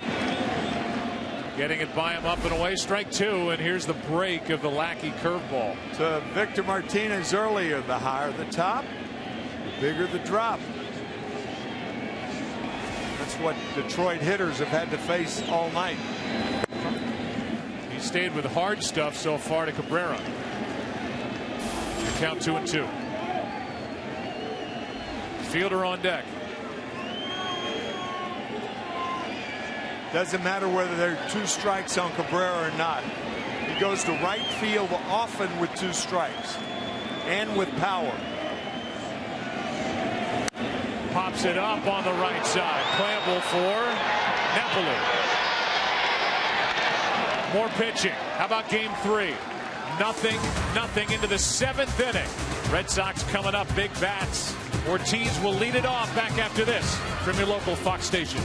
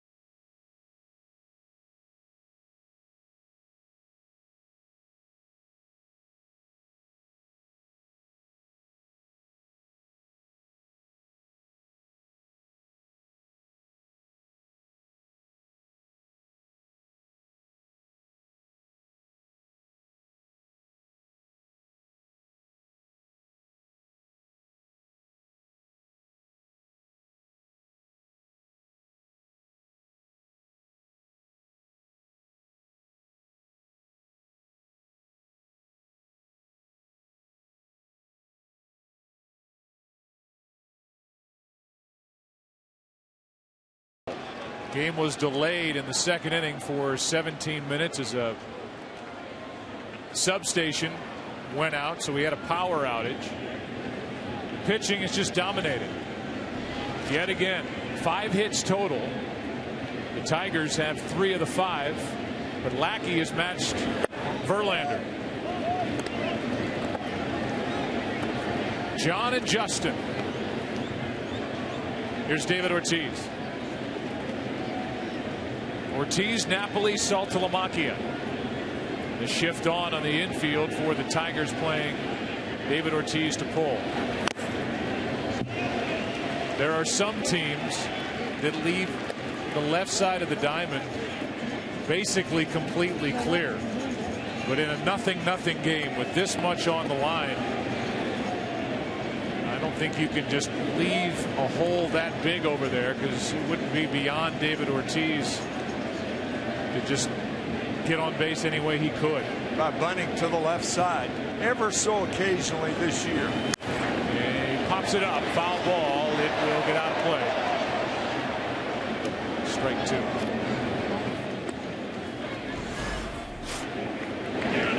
In a game dominated by pitching, that is by far, for the Boston Red Sox, their hardest hit ball against Verlander, when Ortiz flied to deep left center in the 4th. He's 0 for 1. He walked his first time up. Verlander has struck out 8, and that's Peralta on the other side of the bag, 1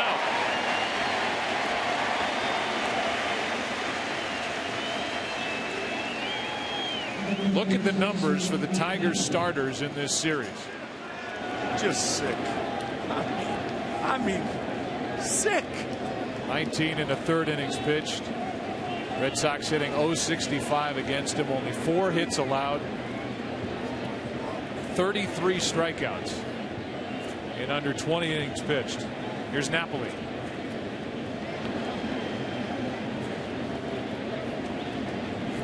Mike has struck out twice.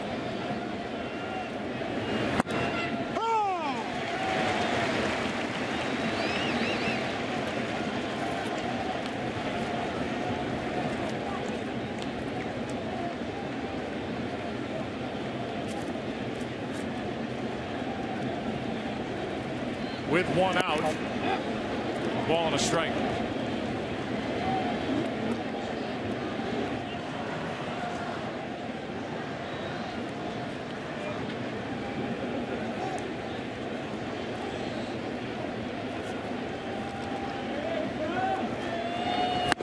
Strike 2. Let's go back to May 4th, 2006. Here in Detroit, Mike Napoli, first major league at bat off Justin Verlander. The home run. The first run in a 7-2 win for the Angels. The year Verlander was 17-9 and was the rookie of the year. Counts 2-2. So that's how Mike Napoli burst into the big leagues with a home run in May of '06 here in Detroit.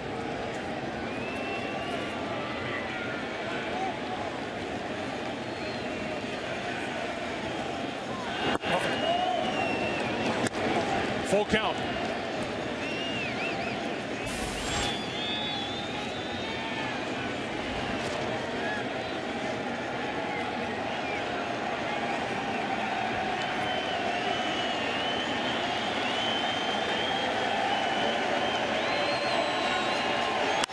High fly ball to left center. Back at the wall. The Red Sox have taken the lead. Napoli gets Verlander here in the 7th.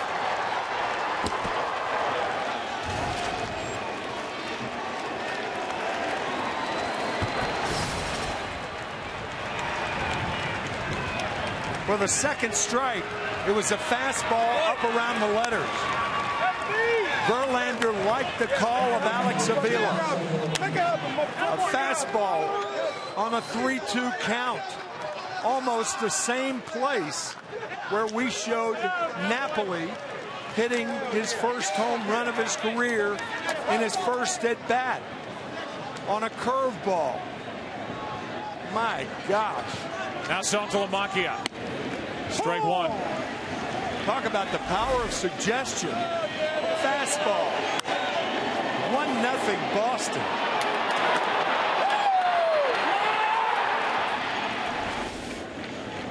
With 1 out. Strike 2 on Santalamacchia. 96-mile-an-hour fastball. And Napoli got all of it.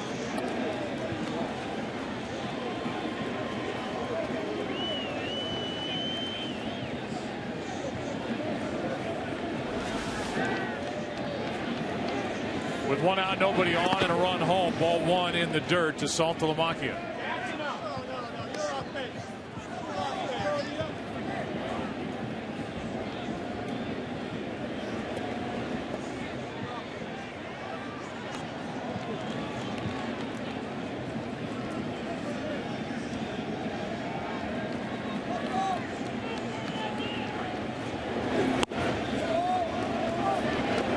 Now 2-2.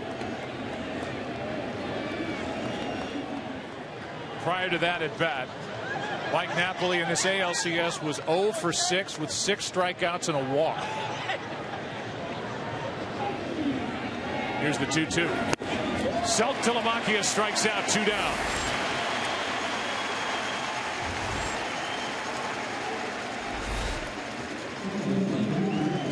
Saltalamacchia down.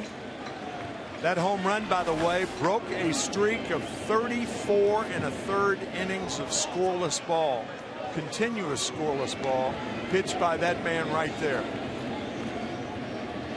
He has had no margin for error in this game because of the work of John Lackey on the other side. Right. Trying to get through the 7th inning now, dealing with Gomes, who's 1 for 2. Takes a strike.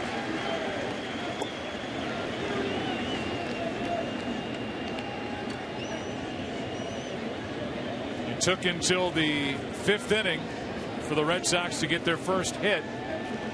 It takes until the 7th inning for the Red Sox to get their first run. But they lead by 1 as a curveball falls in for strike 2.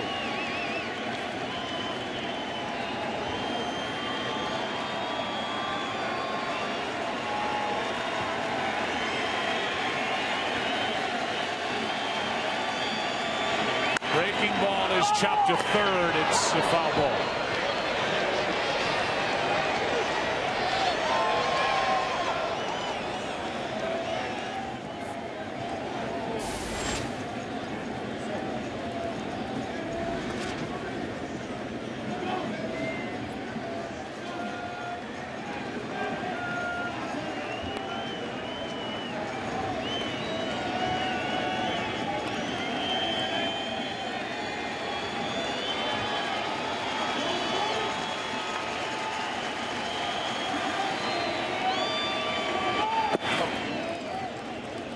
Ball 1 from Verlander.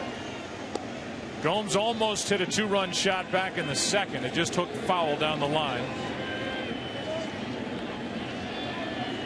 He singled in the 5th. 3 hits today for the Red Sox, including the Napoli home run.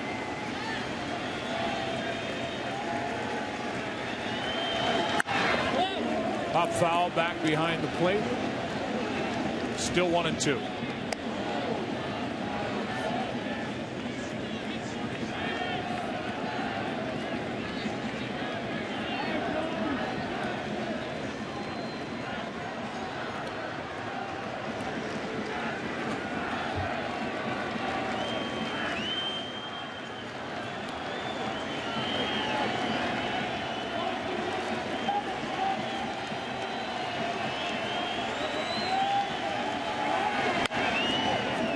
Another one out of play as Gomes makes Verlander work here in the 7th. In the bottom of the inning, it'll be the 4, 5, and 6 hitters for Detroit. Fielder, Victor Martinez, and Johnny Peralta. At the moment, there is no activity for the Red Sox out in their pen with the way Lackey has worked.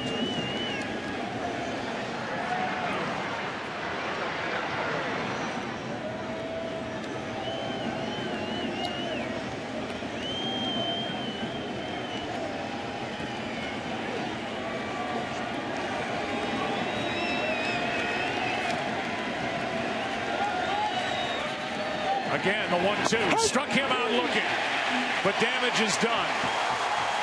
It's Napoli getting Verlander, and this one carrying more weight than a May home run back in 2006 for Napoli's first major league hit.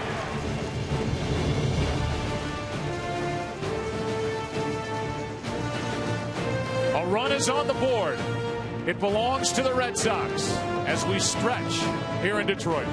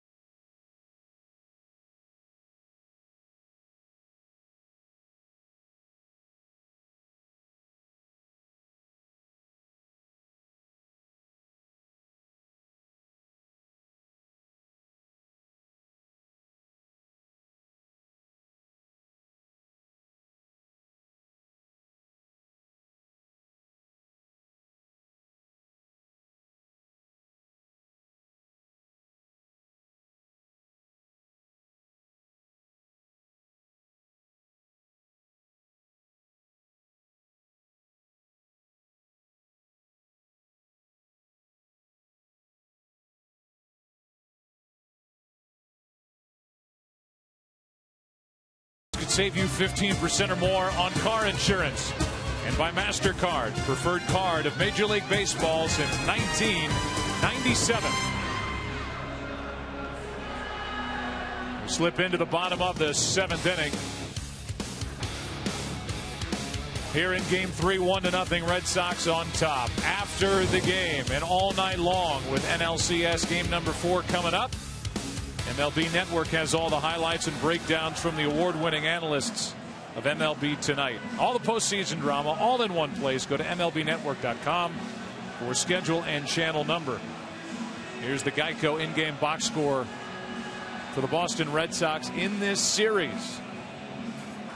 The low averages, all the strikeouts, but in the yellow, the only swing that today matters to this point, the home run by Napoli, which has given John Lackey a 1-0 7th inning lead. There have been some lonely bases out there tonight. Not a lot of human beings on them. Well, here is Prince Fielder, who has no RBIs, let alone home runs,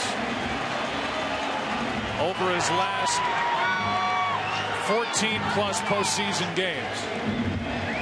Greg Breslow is the left-hander getting loose.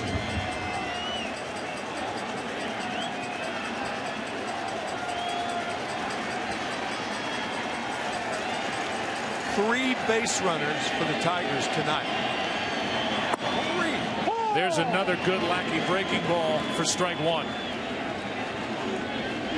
Fielder in that 4-game sweep by the Giants in the World Series last October did not have an RBI.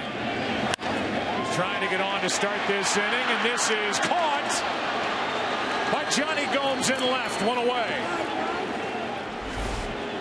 That ball did not have a lot of hang time. Gomes had a great jump and makes a nice play.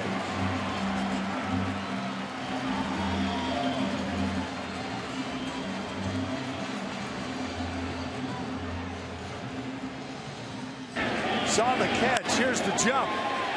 Tailing away from him. Good play. Lackey appreciates it. He has 6 1/3 now. Scoreless. Fielder 1 for 3 in the game, and here's Victor Martinez, who has hit 1 home run this postseason. It was a big one, a game tire in Game 4 here at Comerica against the A's in the division series. Peralta next.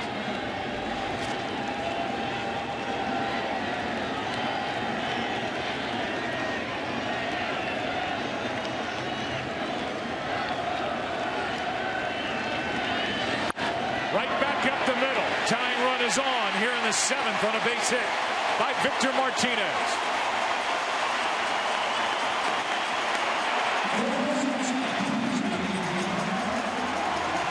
Looked like Victor was waiting for that curveball then. Lackey has made some good curveball pitches against Martinez. And Victor, a very smart hitter. Waits, wraps it back through the middle. So the tying run is aboard, and here is Johnny Peralta, who rescued the Tigers earlier in that Game 4 against the A's with a game-tying 3-run shot off Dan Straley. 1 on, 1 out. Ball 1. On deck is a left-handed hitting Avila. Out in the bullpen for the Red Sox is the left-hander Breslow.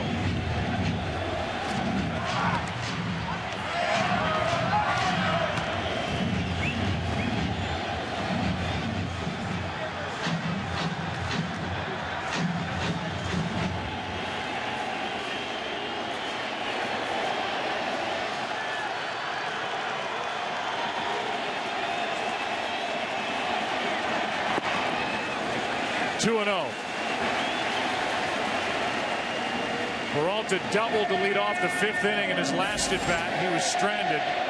He's 1 for 2.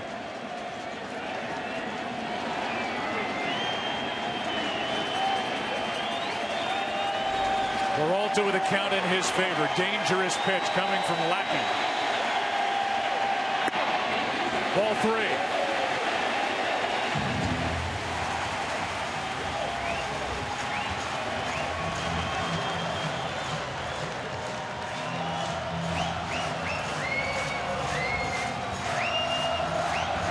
Johnny Peralta will swing 3-0.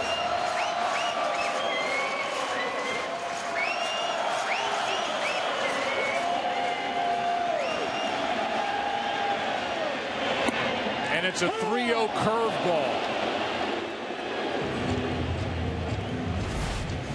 John Lackey thought he might be swinging also.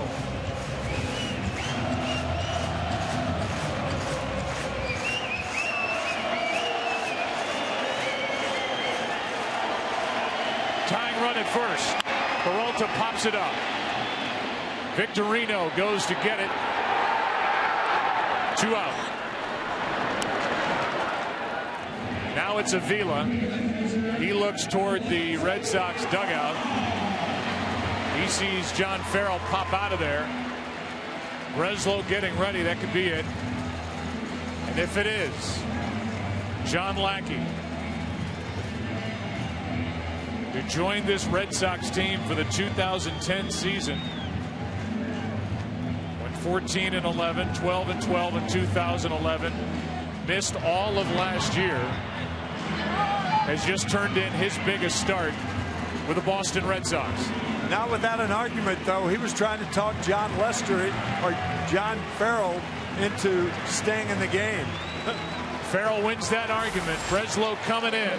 Avila coming up. 1-0 in the 7th with 2 out.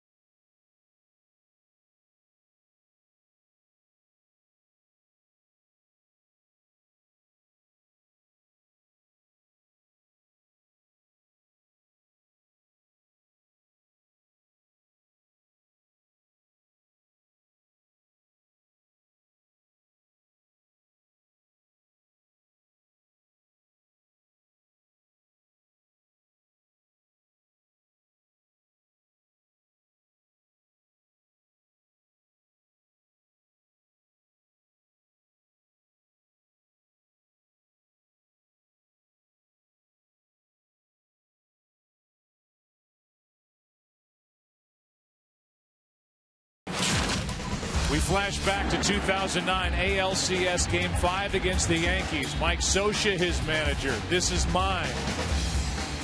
This is mine. Now one to come out.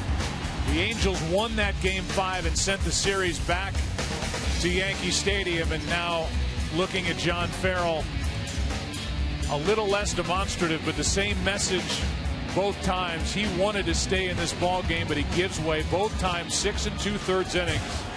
This time he leaves, and Craig Breslow takes over up 1-0 in the 7th. It's almost like you have to get a winch to get him out of the game. Here's Breslow, great numbers this postseason, game number 5 for him. His first postseason, and he delivers a strike to Avila. 6 2/3. So far, no runs for Lackey. He's responsible for the runner at first, Victor Martinez. 4 hits, 8 strikeouts, no walks. Red Sox could not have hoped for anything better out of Lackey against Verlander here today. 1 ball, 1 strike.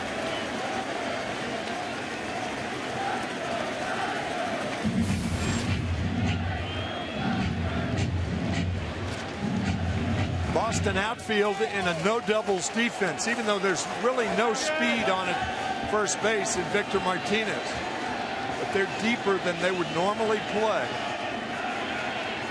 for Alex Avila. 2-1 on deck. We showed you Infante. The Red Sox don't care whether it's a lefty or a righty facing Breslow. There is nobody getting loose for the Red Sox in their pen. Action for the Tigers with Jose Veras and Phil Coke.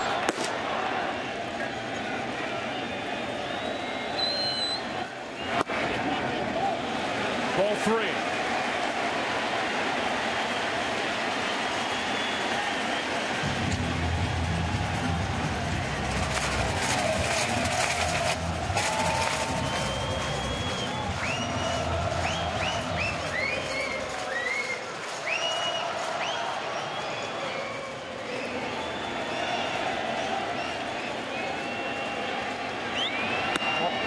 That'll put 2 on. And the tying run down to second with 2 out in the 7th.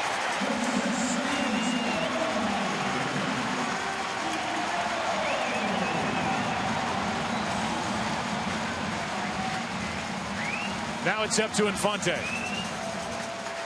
Now the outfield moves back into normal depth.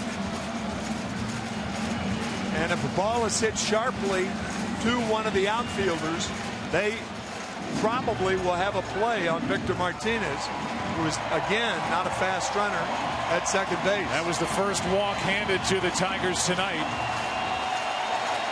Infante will try to make the Red Sox pay for it. 2 on, 2 out. Strike 1. Infante has struck out twice. That was against Lackey. He is 1 out of 9 with no RBIs in this LCS.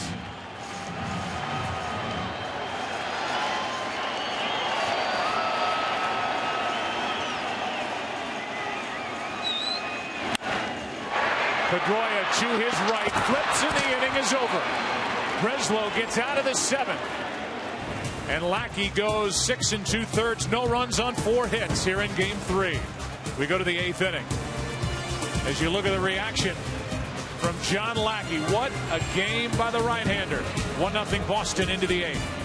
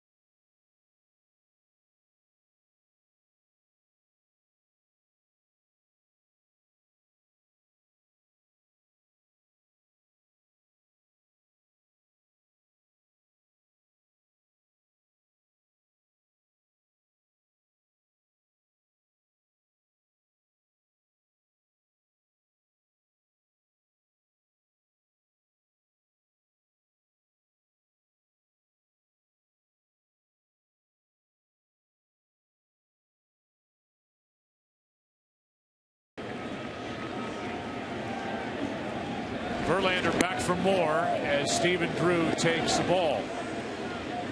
1-0. The Red Sox lead it as we play into the 8th inning in Game 3. The series tied at a game apiece.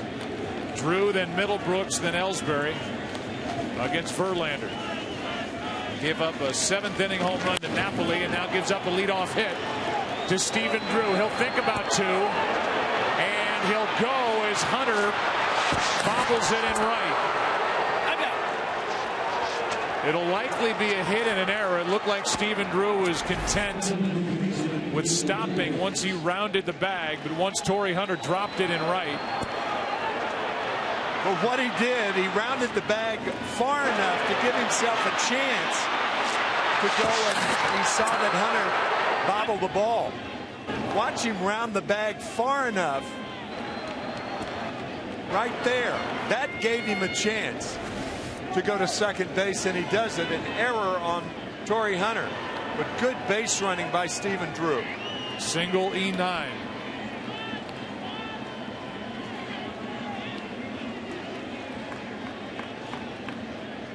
But a possibility here. Middlebrooks 0 for 2. He has struck out, flied out. Verlander trying to find out if he was bunting or not with that fake move to second base.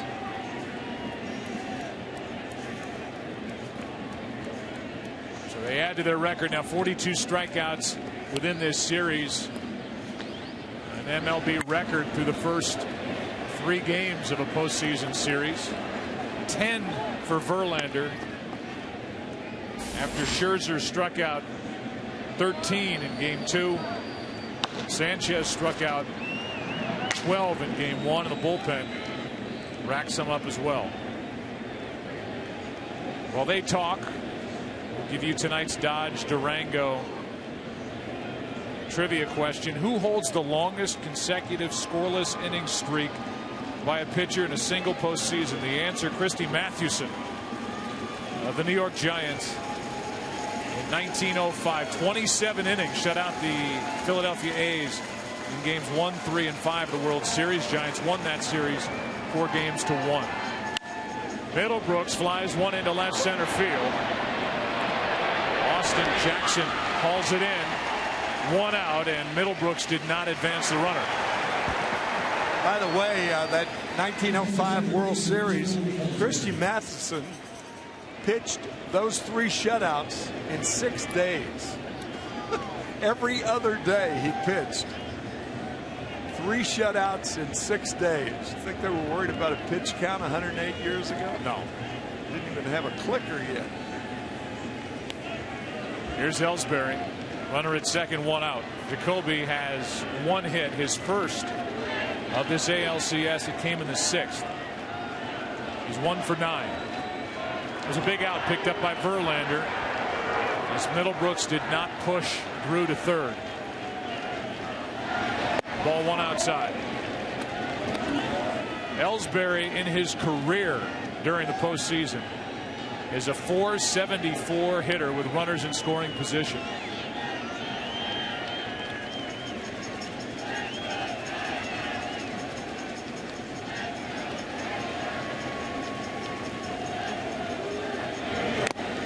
One ball, 1 strike.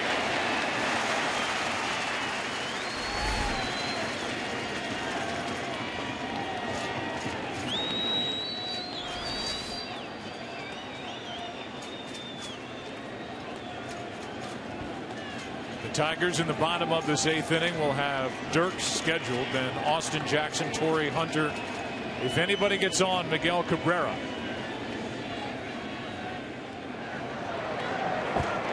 The Red Sox have not tested him, Miguel Cabrera, by dropping one down yet in this ALCS. When Ellsbury's been up, Cabrera has been pulled in, no matter the situation.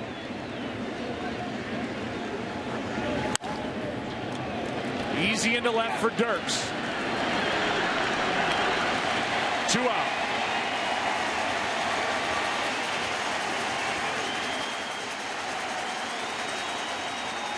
We look ahead to tomorrow in the matchup with Doug Fister and Jake Peavy. The regular season records. Fister was traded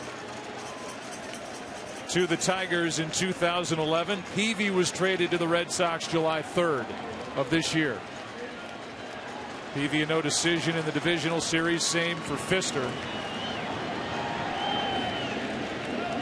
Their teams won both their efforts. Game 4. Here's Victorino with a line drive caught by Peralta.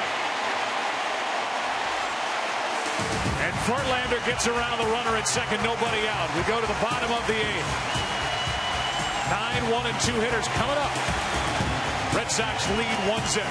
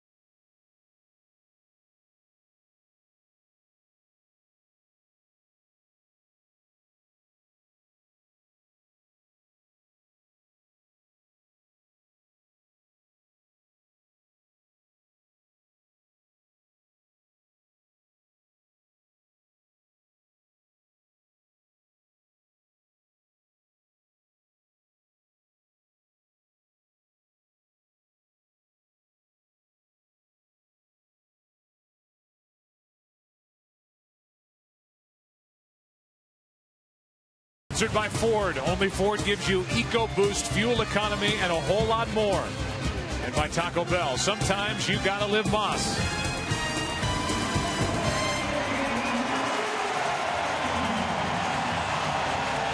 Breslow back to work. A pinch hitter will start the inning. Former Boston Red Sox shortstop and third baseman, product of their system, Jose Iglesias digs in. He bats for Dirks. And Breslow remains.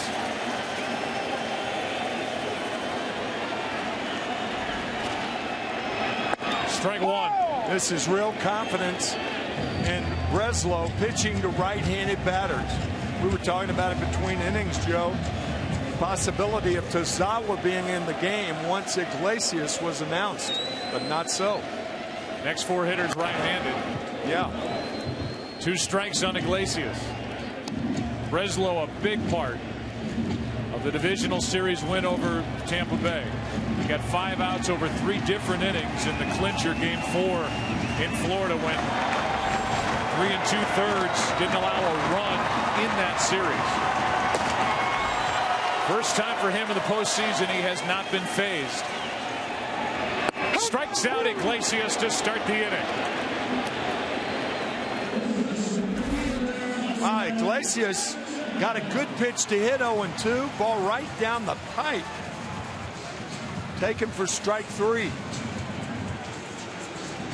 think it surprised him. Probably thinking Breslow was going to waste a pitch. He didn't. Now it's Austin Jackson. 1 for 13 in this series, takes ball 1 low. He has struck out twice in this game, 18 times already this postseason in 33 at bats. The 1-0 off the end of the bat, strike 1. Verlander, it looks like, is finished after 8.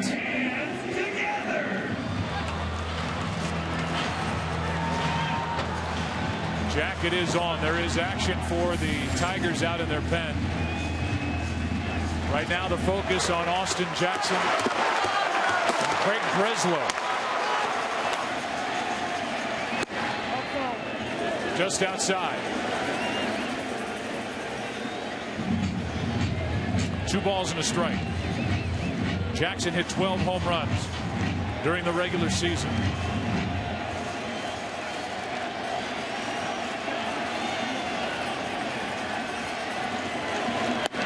Ball 3.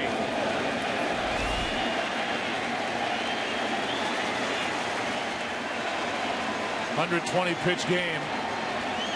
Looked like Verlander started that conversation with that's it. 8 innings, a run on 4 hits. But on the short end, 3-1. A 1-out walk.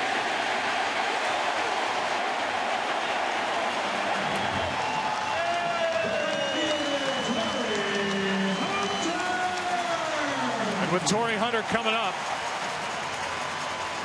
John Farrell is coming out.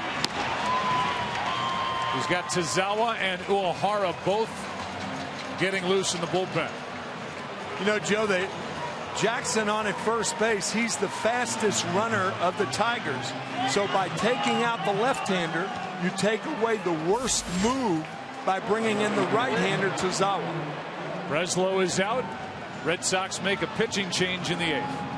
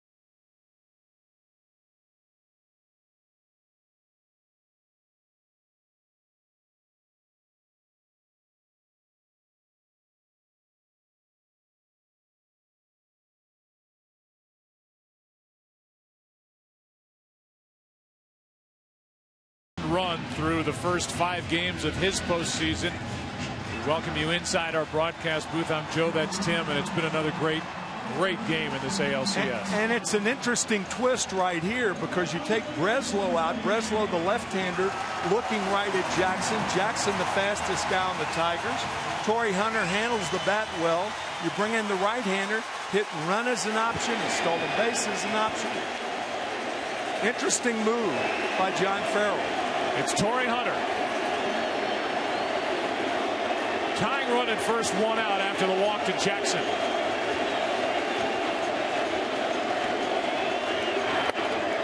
Ball one upstairs.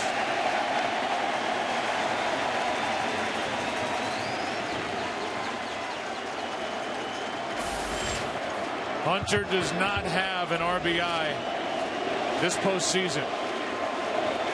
1 for 3 in this game, 2 for 13 in this LCS, and 1 for 4 against Tazawa.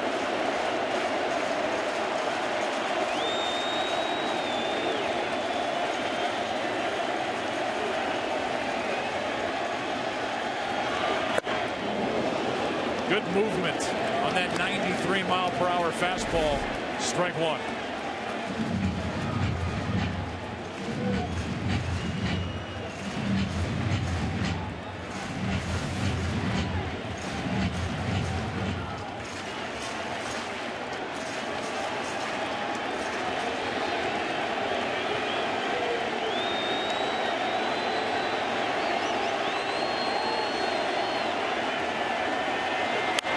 Late swing by Hunter, strike two. 94 from Tazawa.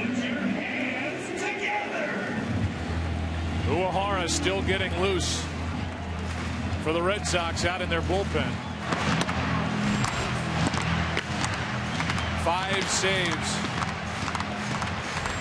this season of 4 or more outs, with Cabrera on deck.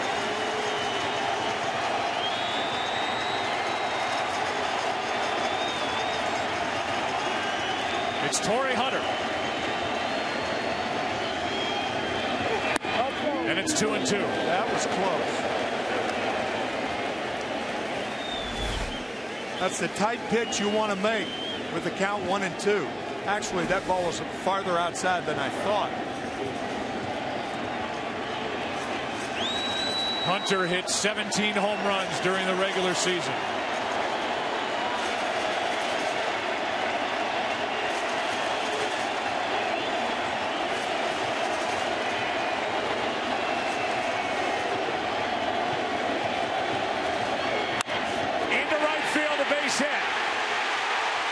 Victorino cuts it off with the tying run. Jackson over to third with 1 out.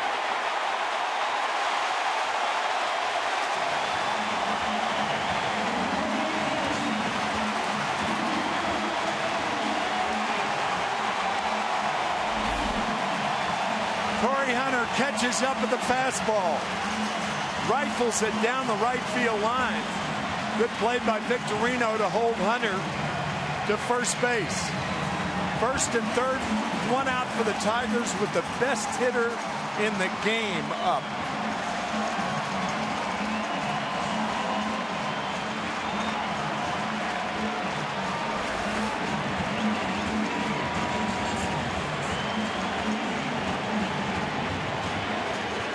Junichi Tazawa greeted with a base hit to right by Hunter.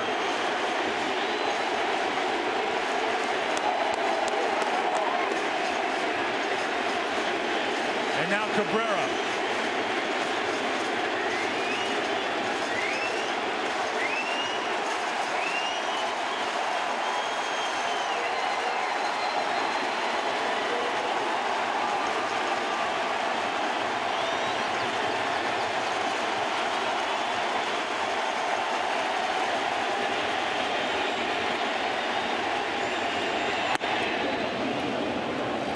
Good heat from Tazawa, strike one.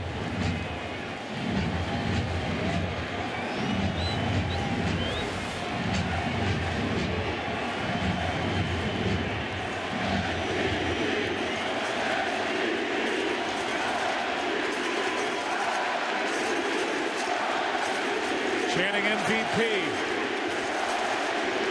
for the Triple Crown winner Miguel Cabrera.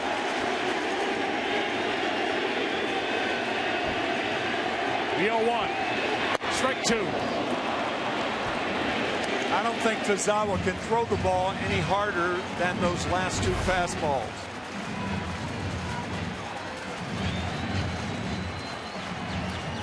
And he put it in a spot where the Red Sox came into this ALCS trying to pitch Miguel Cabrera away. Still battling that bad groin. Set up at 0-2.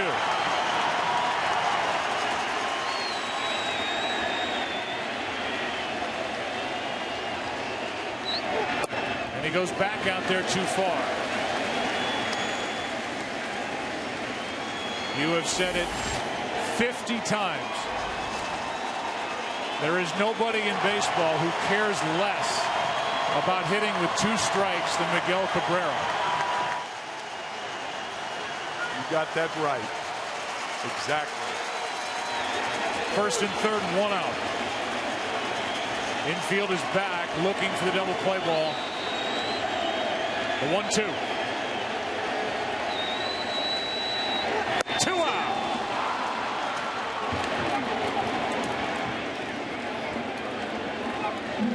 A huge strikeout for Tozawa to get Miguel Cabrera, and how did he do it? 4 straight fastballs. Then he misses 0-2, but watch where this pitch is. Way outside, and an anxious Cabrera strikes out. And then looks at Tozawa.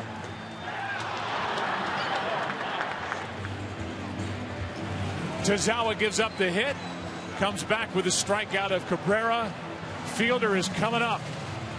Uehara coming in for the Boston Red Sox.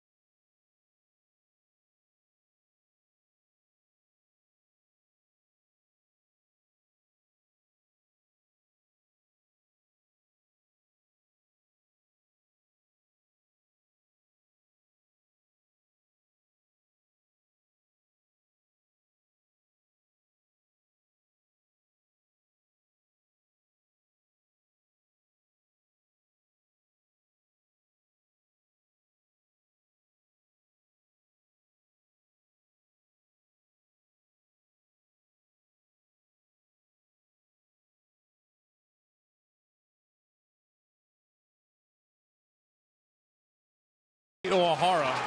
Since the 1st of July, he's been almost untouchable. And in this season, he has filled a role for the Red Sox. He's about to throw his most important pitches with Boston. Prince Fielder digging in. Tying run at third. Go-ahead run at first. 2 out in the 8th. Game 3. Series tied. Strike 1. Pitch was up from Uehara, and Fielder fouled it back. I don't think Prince Fielder will see any more fastballs. That devastating split finger fastball that goes into a left-handed batter, down to a left-handed batter, and away from a left-handed batter. 3 directions. Fielder may have missed his pitch on that first delivery. Yeah, in fact, he did come back with a fastball. He did miss his pitch. And now the 2-seam fastball to get ahead. Prince Fielder is in his 15th straight postseason game looking for his first RBI. And it will not come here. The splitter gets him and ends the 8th. And on 3 straight pitches, Koji Uehara, the split finger that disappears. And so does the threat for the Tigers in the 8th. It's game 3 of the ALCS into the 9th. Red Sox leading by 1.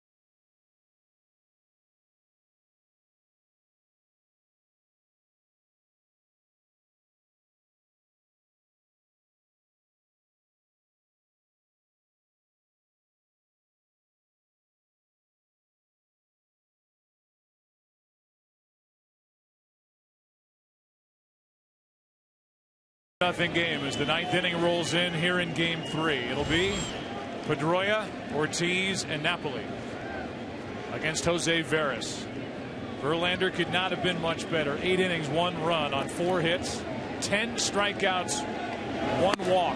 But one of the 4 hits was a home run by Napoli in the 7th. Napoli will bat in this inning.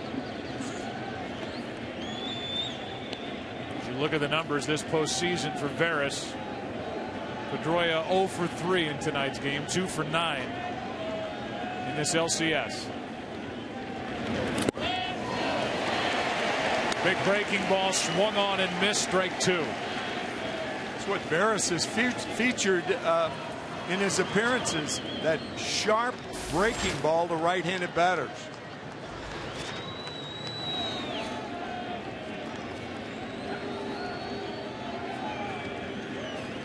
Pedroia's flied out twice, grounded out.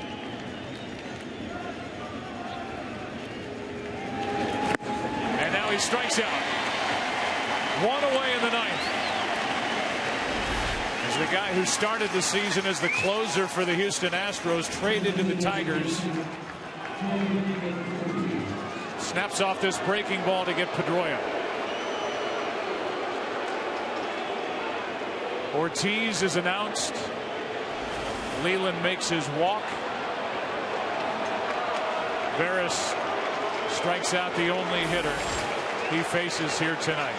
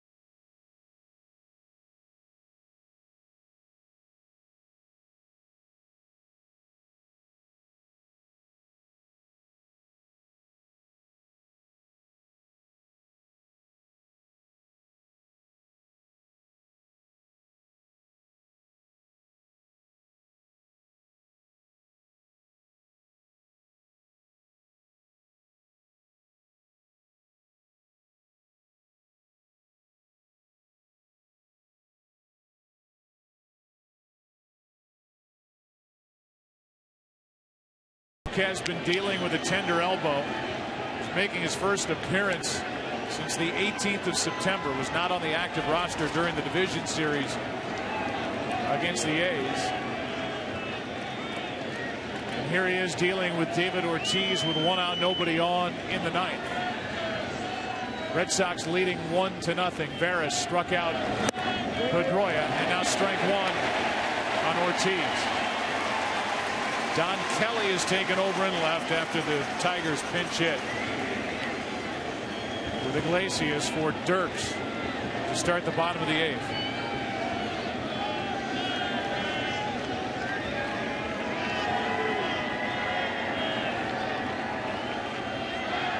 Here's the 0-1. Into the shift. 2 out. Infante makes the play. Jim Leland will make a pitching change with Mike Napoli. One of the heroes for the Red Sox so far in this game 3 coming up.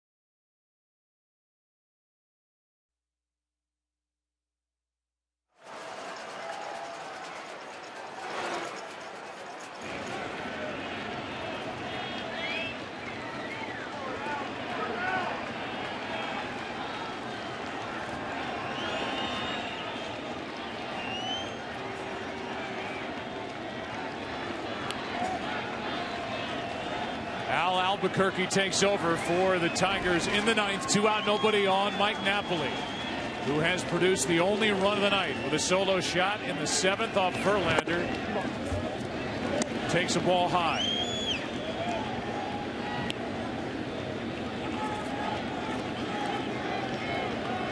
His 6th career postseason home run. And his first of this postseason. 1 ball, 1 strike. Uehara in the bottom of this 9th inning will deal with Martinez, Victor Martinez, Johnny Peralta, and Alex Avila.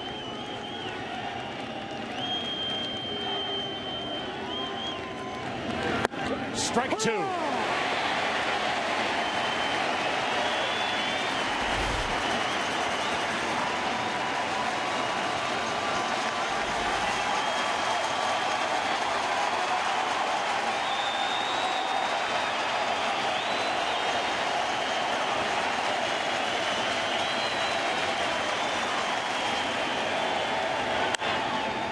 Mike Napoli has proven that he is willing to change. He's also proven that he's superstitious.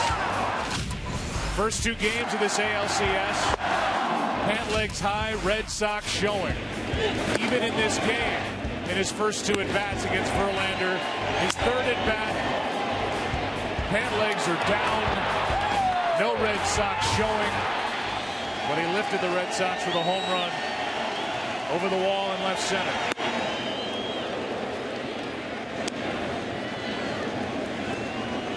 He's the guy who followed David Ortiz in his game-tying grand slam in the 8th inning on Sunday night in Game 2. He said, how am I going to top that?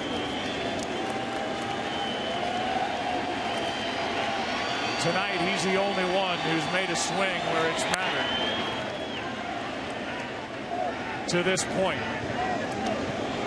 He ended up striking out after that grand slam by Ortiz. Maybe an attempt at juvenile humor, but I guess you could say that the only time he's had a hit is with his pants down. Well, 2 and 2. 2 out, nobody on. Little slow hopper left side. That's Peralta, and he gets Napoli and sends us into the bottom of the 9th. This place will be alive. Koji Uehara trying to end it. Series tied at a game apiece. Red Sox up 1-0.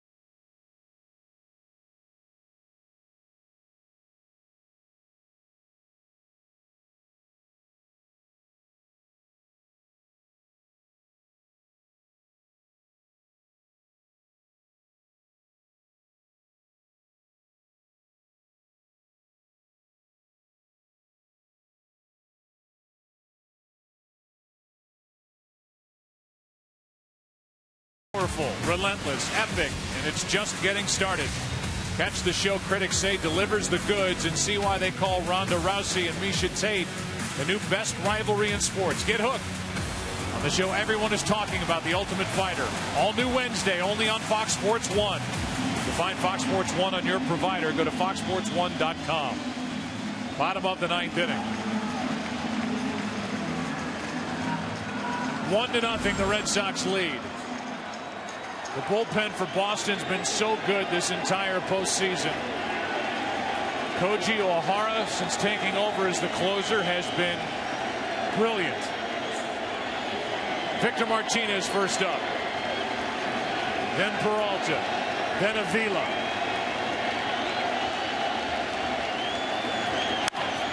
Strike one. That's 12 straight strikes in the last 2 games thrown by Uehara. 8 on Sunday. He got the win. And 4 straight tonight. He struck out Fielder after Tozawa struck out Cabrera with a tying run in third. That was in the 8th.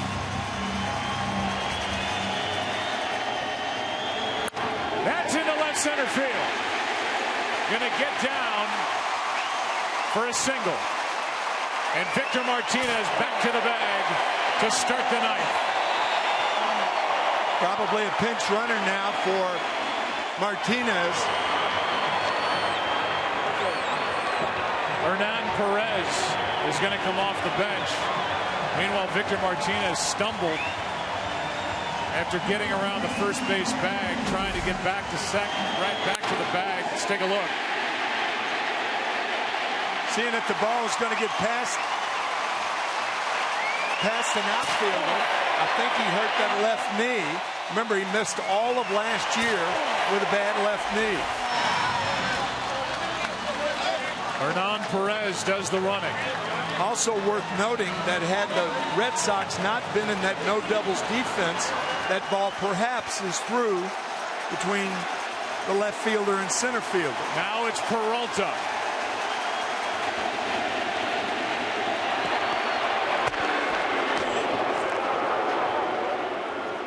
The Red Sox started the season with Joel Hanrahan as their closer. He underwent Tommy John surgery in May. Andrew Bailey, 2 stints on the DL. Shoulder surgery in July. Uehara is the man. He's helped get the Red Sox here, and he misses high with ball 1 to Johnny Peralta.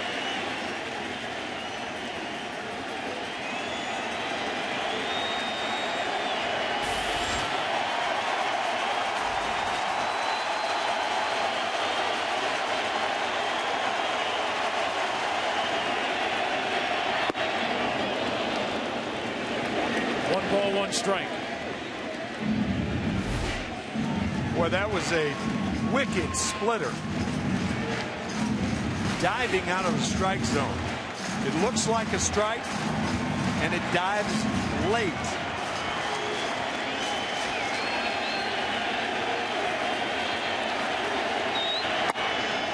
Strike 2.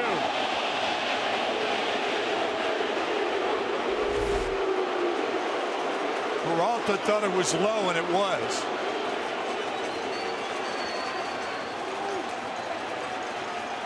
Sox with a huge break on that 1-1 pitch.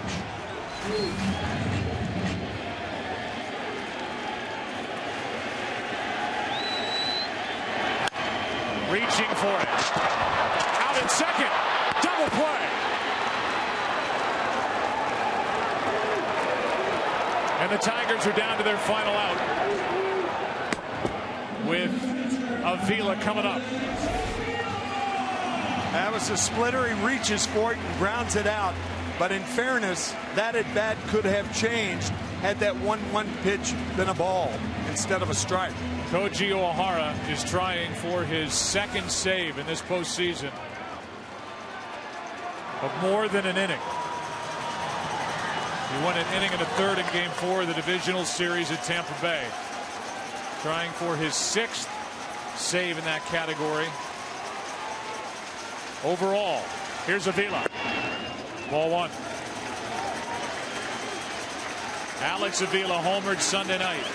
He hit 11 during the regular season, has that one this postseason. They shift on the infield, playing Avila to pull. 2 out, bases empty. Strike one.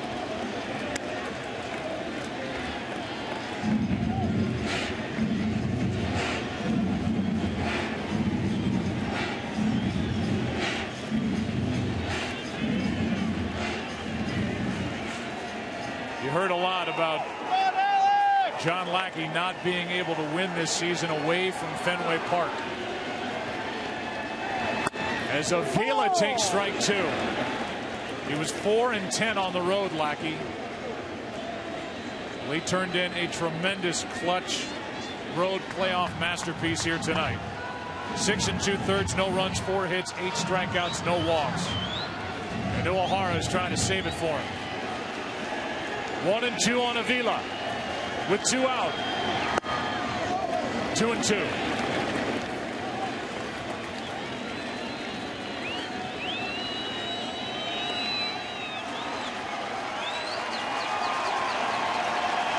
Crowd gets back in.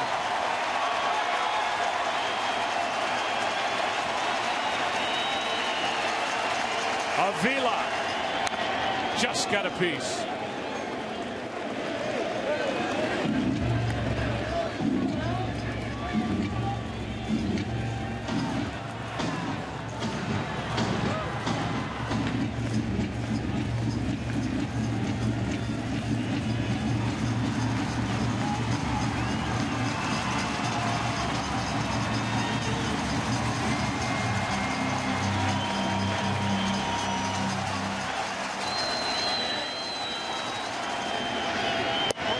Now a full count. On deck is Infante.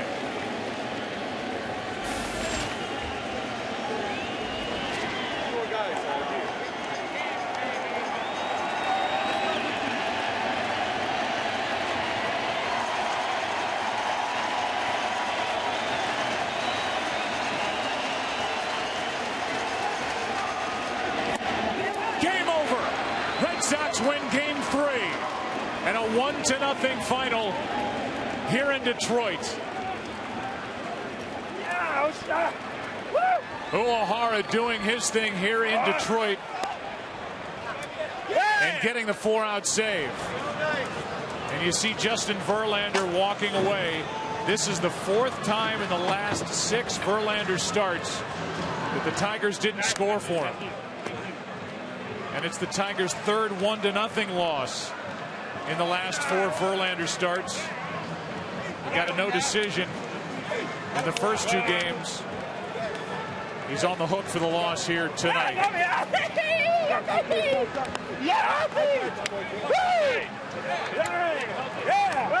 What a pitching performance here tonight by Lackey, Breslow, Tozawa, and Uehara, who gets the save. And for the Red Sox, their 3rd 1-0 win in their postseason history. And it was the splitter that ended the night for the Tigers. Remarkable control with that splitter when you can throw it on a 3-2 count to the 27th out of the game. Uehara came on to strike out Fielder with 1st and 3rd, 2 out in the 8th. He gets a double play ball after the leadoff hit by Victor Martinez in the 9th. Gets a lift from Big Poppy after his 2nd strikeout. Ends the ball game. 1-0 Red Sox. Down to Aaron Andrews we go. Joe, thanks so much. Here with Mike Napoli. Now, your last home run against Justin Verlander came on May 4th, 2006. Your first career at bat. What took you so long to get another one?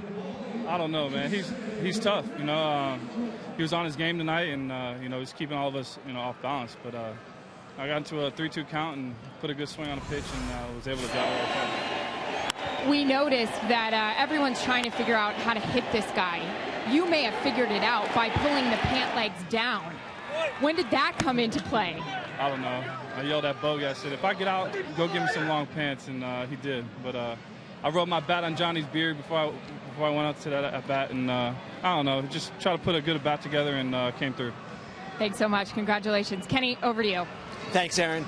Jared, John Lackey, brilliant tonight. What made him so good? He was he just never gave in. You know, he was gotten some situations, first and third. You know, he never gave in. Never wanted to really leave anything over the plate. Didn't matter what the situation, man on third, 1 out, you know, just some big at-bats that we were able to, you know, keep in our favor. It seemed like he got even better after the 17-minute delay. Did anything change? You know what, I think maybe just that little time off had him a chance to kind of slow down a little bit. He was excited and pumped that first inning. You know, kind of getting excited with the slider, throwing it maybe a little too hard and leaving it over the middle, but he was still, you know, still pretty effective, but maybe that just gave him a chance to slow down. Your bullpen in the 8th inning, Tazawa gets fielder, Tazawa gets Cabrera, Uehara gets fielder. How did they approach those two at-bats? You know, last 2 innings, 7-8 inning with Breslow coming in and you know, really shutting that inning down, and then the 8th inning, you know, Taz, that was huge. You know, Cabrera's such a great hitter, 1 out. You know, those are situations he thrives in. You know, he gets in situations where he can get an RBI, and it's tough to get him out, you know, let alone strike him out. But, you know, he just did a great job pumping the fastballs away. You know, and he's so sneaky with that, you know, 94, 95 that it's tough to hit. Getting back to Lackey, he sometimes gets upset when he has to come out of a game. How was he tonight? You know, he's the same as always, man. He's a competitor. He's a guy that you want on the mound every night. He's going to compete whether he's got something or doesn't. And, you know, none of our starters ever want to come out of a game, especially a big game like this. But, you know, we can trust our bullpen. That's one thing, you know, I think Lack understood. Jared, thank you very much. Joe, back to you. All right, Kenny, thank you. This series already has reminded us all why this game is so great. So many wonderful moments already through 3 games. And it has been heart-racing action between the Red Sox and the Tigers as the Red Sox lead this best of 7, 2-1. We're going to take a break and come back here to Detroit. A 1-0 Boston win behind John Lackey here tonight in Detroit. Back after this.